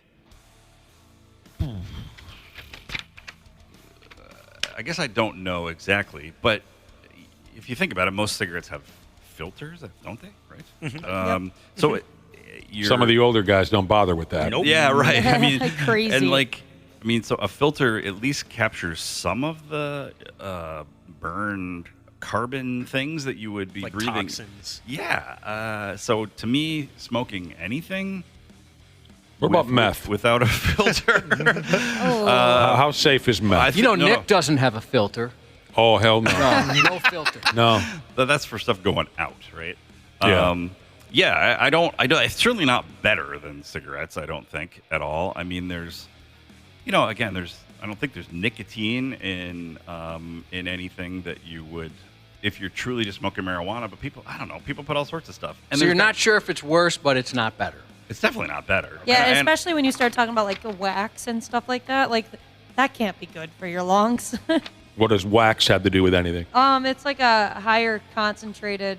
What is it exactly, Wapo? I don't want to mess up. It's basically weed compressed down into like an oil. Thank you. Okay. Smoking anything is not good. Yeah, you would think. I mean, actually, so think. I mean, cigarettes still make you look cooler. Yeah, not that I have. True. Not that I have spent a lot of time around a bong. Yeah. But I have been around a bong. Yeah, you have. And if anyone spilled bong water, Oh, dude. think yeah. about. I mean, if you're not inhaling it through that interface, all that's going into your lungs. I used to make Kool-Aid out of bong water. Oh, stop I it. did. My grape bong water Kool-Aid is good. Oh, man. It is. It's good. That's a good point, Dr. P. I've always tried not to think about it like that, but it's a very good point. Yeah, and so I'm not gonna say that. Well, smoking a bong, that's fine. But it really, I guess that's just how I have to think about it. There's some nasty stuff. Got a young feller in our audience who's texted in. We're talking with Dr. P. Jesus this morning on the Half-Assed Morning Show, answering up your health questions. A young feller, 23. He says, I don't have a gallbladder. Well, where the hell did it go? I'm 23 years old. I don't have a gallbladder. He hasn't mentioned where it went. But he says, I poop no less than 6 times a day. I take a squeege only once every couple of days. I don't think this is normal. What should I do? He goes pee. Only a couple. What? Every couple days? He only takes a squeegeola, which means passes urine, once every couple of days. What, that can't be good. Sounds wrong. You should see drink some more water. Dr. P's facial expression about 5 seconds ago was very interesting. Well, that's why I was like, I thought I knew what squeege meant, but what the hell are you doing? Only taking a yeah, that's so something. And 6 deuces a day. Yeah. What? Something's Is it very pure wrong. liquid? And where the hell is your gallbladder? Is that where the pee's going? Is all the fluid leaving that way? Right. Yeah. I mean, presumably they had their gallbladder taken out, but I hear your point. If it's there one day and gone the next, you got to ask questions. Well, what the hell? Why aren't you asking? You should be asking us where it is. Maybe we can help you. Right. Like instead of the nose trick Grandpa does, it's with your gallbladder. Yeah. First thing Pulls it I out do behind your ear. Grandpa's got gallbladder. First thing I do every morning, I yeah. check for the gallbladder. I saw something on the side of the road when I was driving in that it looked weird, but Deuces, 6 a day. Okay, so urine only once every couple of days. So let's address both of them separately. The people who have had their gallbladder removed, so the gallbladder is up, kind of tucked in safely in between the lobes of the liver, and it stores bile, which is what helps us digest fats. So if your gallbladder's there and it's working normally, you eat some fatty food, your gallbladder sort of squeezes, drops bile into the intestine, it helps digest fat. Gross. If you have had gallstones, that's the most common reason someone would have their gallbladder removed. you lose that ability to store bile. And some people do have chronic problems with fat ingestion. So if you eat fatty foods, you don't have that bile that is. You still get bile because it drops down in, but it's not being stored and delivered as needed. So people can have loose stools like that. I mean, basically, I'd say most people do fine in the long run. Your body kind of just gets used to it. But I've definitely had some people who are very unhappy after they've had their gallbladder removed, and it can go on and on. So it would tend to cause diarrhea just because the fat kind of goes down, and that's what happens. That counts for the 6 deuces a day. Yeah. But urinating every couple of days doesn't. Basically, if you're, it's hard to imagine you could be functioning normally. Right. Really. What is it, coming out your eyes or something? What the hell's going on? Yeah.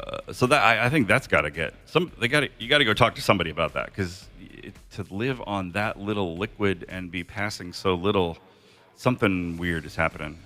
Yeah. Must not be a beer drinker. Or an anything or drinker. a water drinker or an anything drinker. Yeah, I wouldn't think that's possible to be healthy and do that. Maybe their memory's bad. Are they misunderstood squeege? I don't know. Yeah. That's a concerning one. Okay. I think you can tell by the sound of Dr. P. Jesus, he would encourage you to get your pecker checked because you should be making urine more than once every couple of... Make some urine.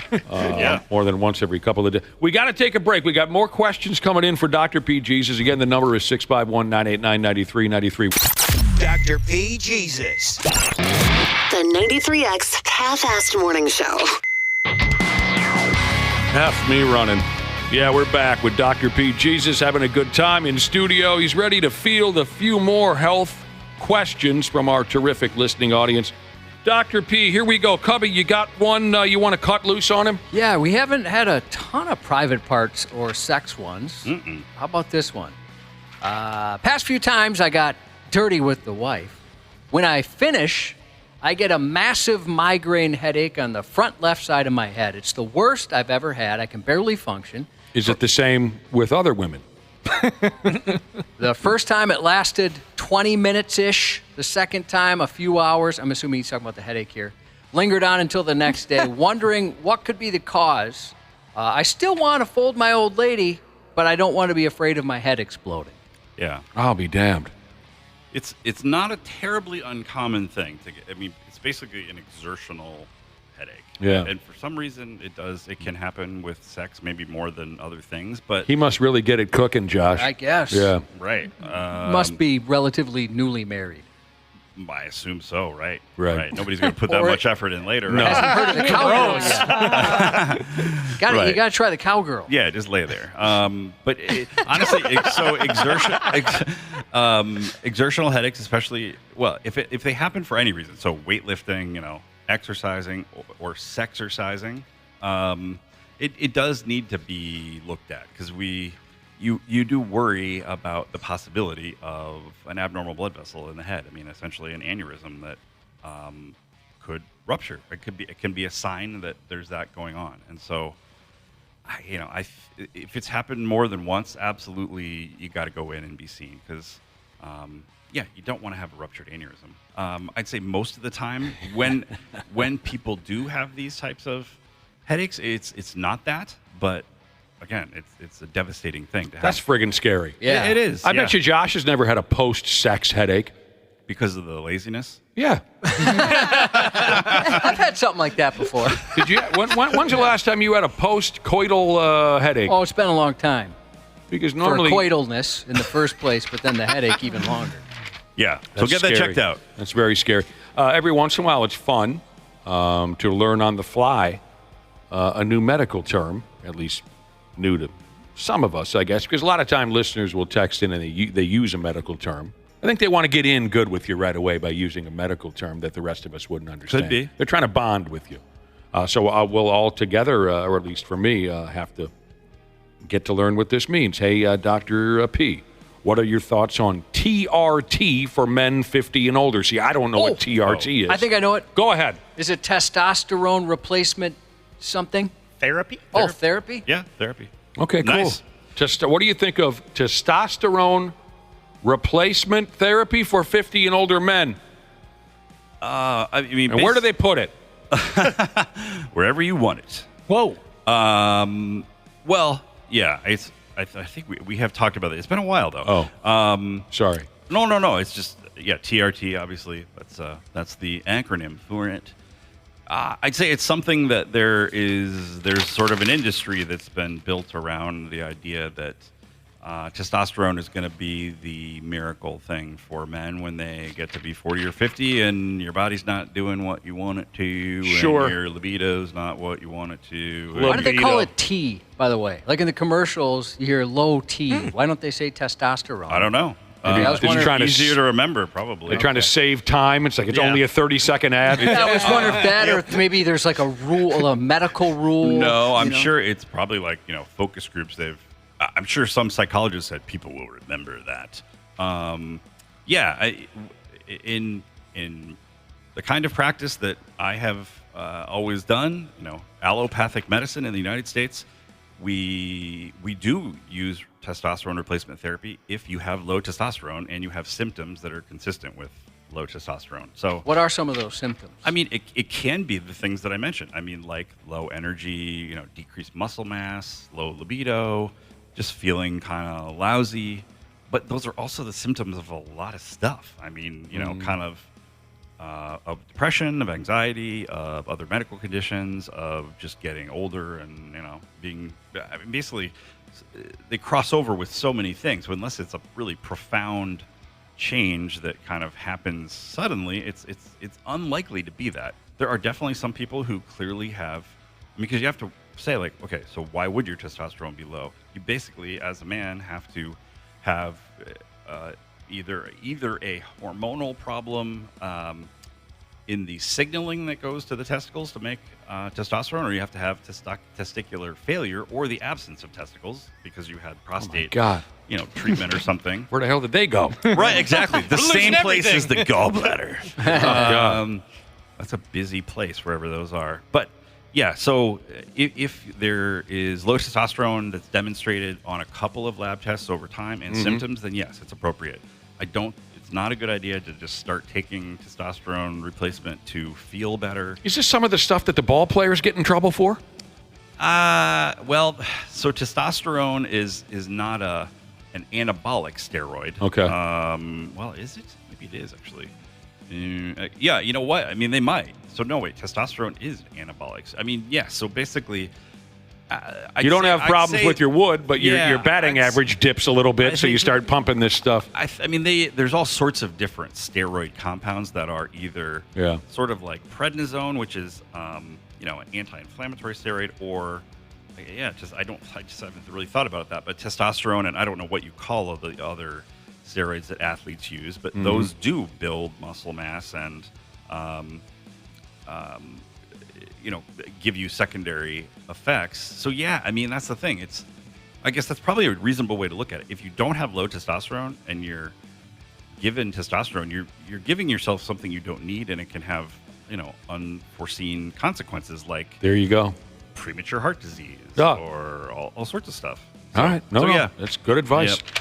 People are checking in on the guy who, when he has sex with his wife the last couple times, he's had a headache. Yep. But you didn't mean not to. Jesus said, I don't know if this is helpful or not, but I don't get headaches from banging that guy's wife. So it's not. We never even considered that maybe it was the wife's fault. It sounds like that's a really good point. We should have brought that up. It could be the wife's hilarious. Fault. Yeah, something wrong with her. Yeah, we didn't even consider that might have been. That's a long list. Issue. There could be all sorts of stuff wrong with her. How about this one? I'm sorry. Go ahead. No. Cubby's turn. I don't know if we've had this before.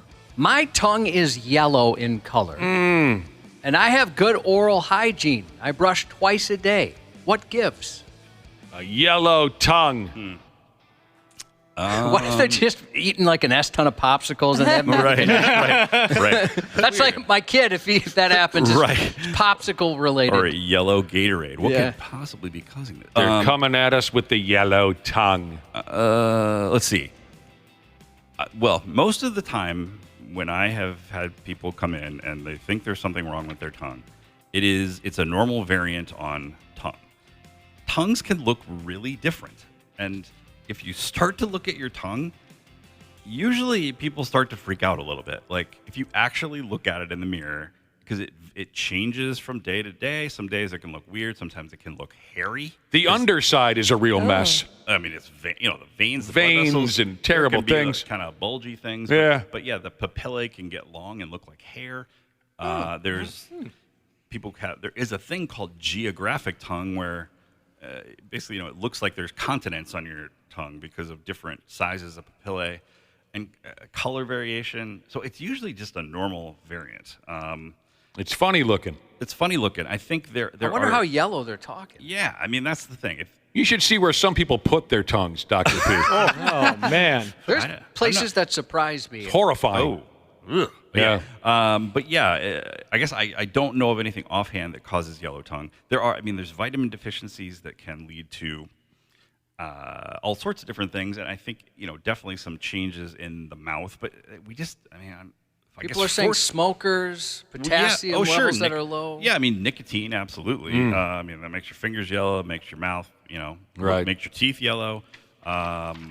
Makes your lungs black. I don't think of coffee as coffee could do it to your teeth, but maybe not your tongue. I haven't heard of it with potassium, but yeah, vitamin deficiency or maybe some sort of electrolyte abnormality, but that's not a common. We don't say, oh, this person's yellow tongue. We definitely should check potassium. Do they have tickets to this party we're hosting out in Wisconsin? I'd kind of like to see this yellow tongue. Or send a picture in. We don't have any today. I don't know if we're going to have any more. Send us a picture of your yellow tongue when you get a minute. Yeah. I don't think any of us have ever seen anything like that before. All right, we got to get going again. Oh, there was one more. Oh, what was that? I can't believe how late it. But I was going to say, I looked up a couple things during the break. You did. So bong water is not better for you. Let's just be clear on that. So I am not advising people to smoke through bongs. One thing can be if you use a plastic bong, that's really bad because you get plastic particulates. But actually, I guess there was a study that looked essentially you're sort of filtering out larger particles, but you're actually then inhaling a larger concentration of very small particulate things that get even deeper into your lungs, which is great. So that's not good. All and right. then the minimum urine output per day should be about 2 cups of urine.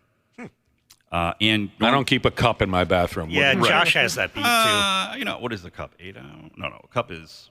Oh my goodness, how many ounces is a cup? I have no idea. No, it's more than that. I didn't go to that class. 12, 16. Yeah, boy, that's terrible. How many whizzes should you be taking a day? You should be going every 6 hours, basically. So the one guy said he was only taking a squeege once every 2 days. Yeah, that's not right. All right. Some people are wondering if when he goes number 2, he's going number 1 at the same time. Could and be. maybe he doesn't count that. I wonder if that's the case. Oh, yeah, You'd think he'd know, but most of us do both at once. Yeah, there's going to be some history taking involved in figuring that one out. according to Google, 1 U.S. cup is 8 U.S. fluid ounces. That was my first guess, but it didn't sound right to me. Yeah, so 2 cups, 16 ounces. We got to get going. How many's 3 cups? Oh, boy. That's too much. What if I want to bring one of my friends? Yay. Oh. But before we go real quick, I wish we weren't out of time because somebody texted in and brought up, just real quick, what is the funniest medical problem that someone can get, Dr. P? You've been in the business for a long time. Like if you ask me, someone like, this is where I'm going with this, like an old timer pulling their back loose, while they're helping you at the house. Oh, yeah, some bitch goes down with a bad back. That's funny to me. Diarrhea can be funny. But someone texted in, I think this is the ultimate funny medical condition, a sneezing fit. I was going to go along, and it would be miserable, right? I'm not making fun of the people that have this, but it is kind of hard not to laugh at someone who can't stop hiccuping. I was going to say hiccups, I hate that. My wife gets them so often, and they last so long, it's kind of funny, especially when you think they're gone, and nope, they're back. Right. And they're like, oh, it's gone. No doubt hiccups can be funny. I still say someone that can crack off 30, 35 sneezes in a row, that's the top comedic medical issue. My grandma used to be able to do that, and my uncle would count them. And so in between, she'd be yelling at him, he'd be like, 1, 2. She'd be like, achoo! Damn it, Michael, stop! Achoo! I love that. I have always been, that just kills me, a good sneezing fit.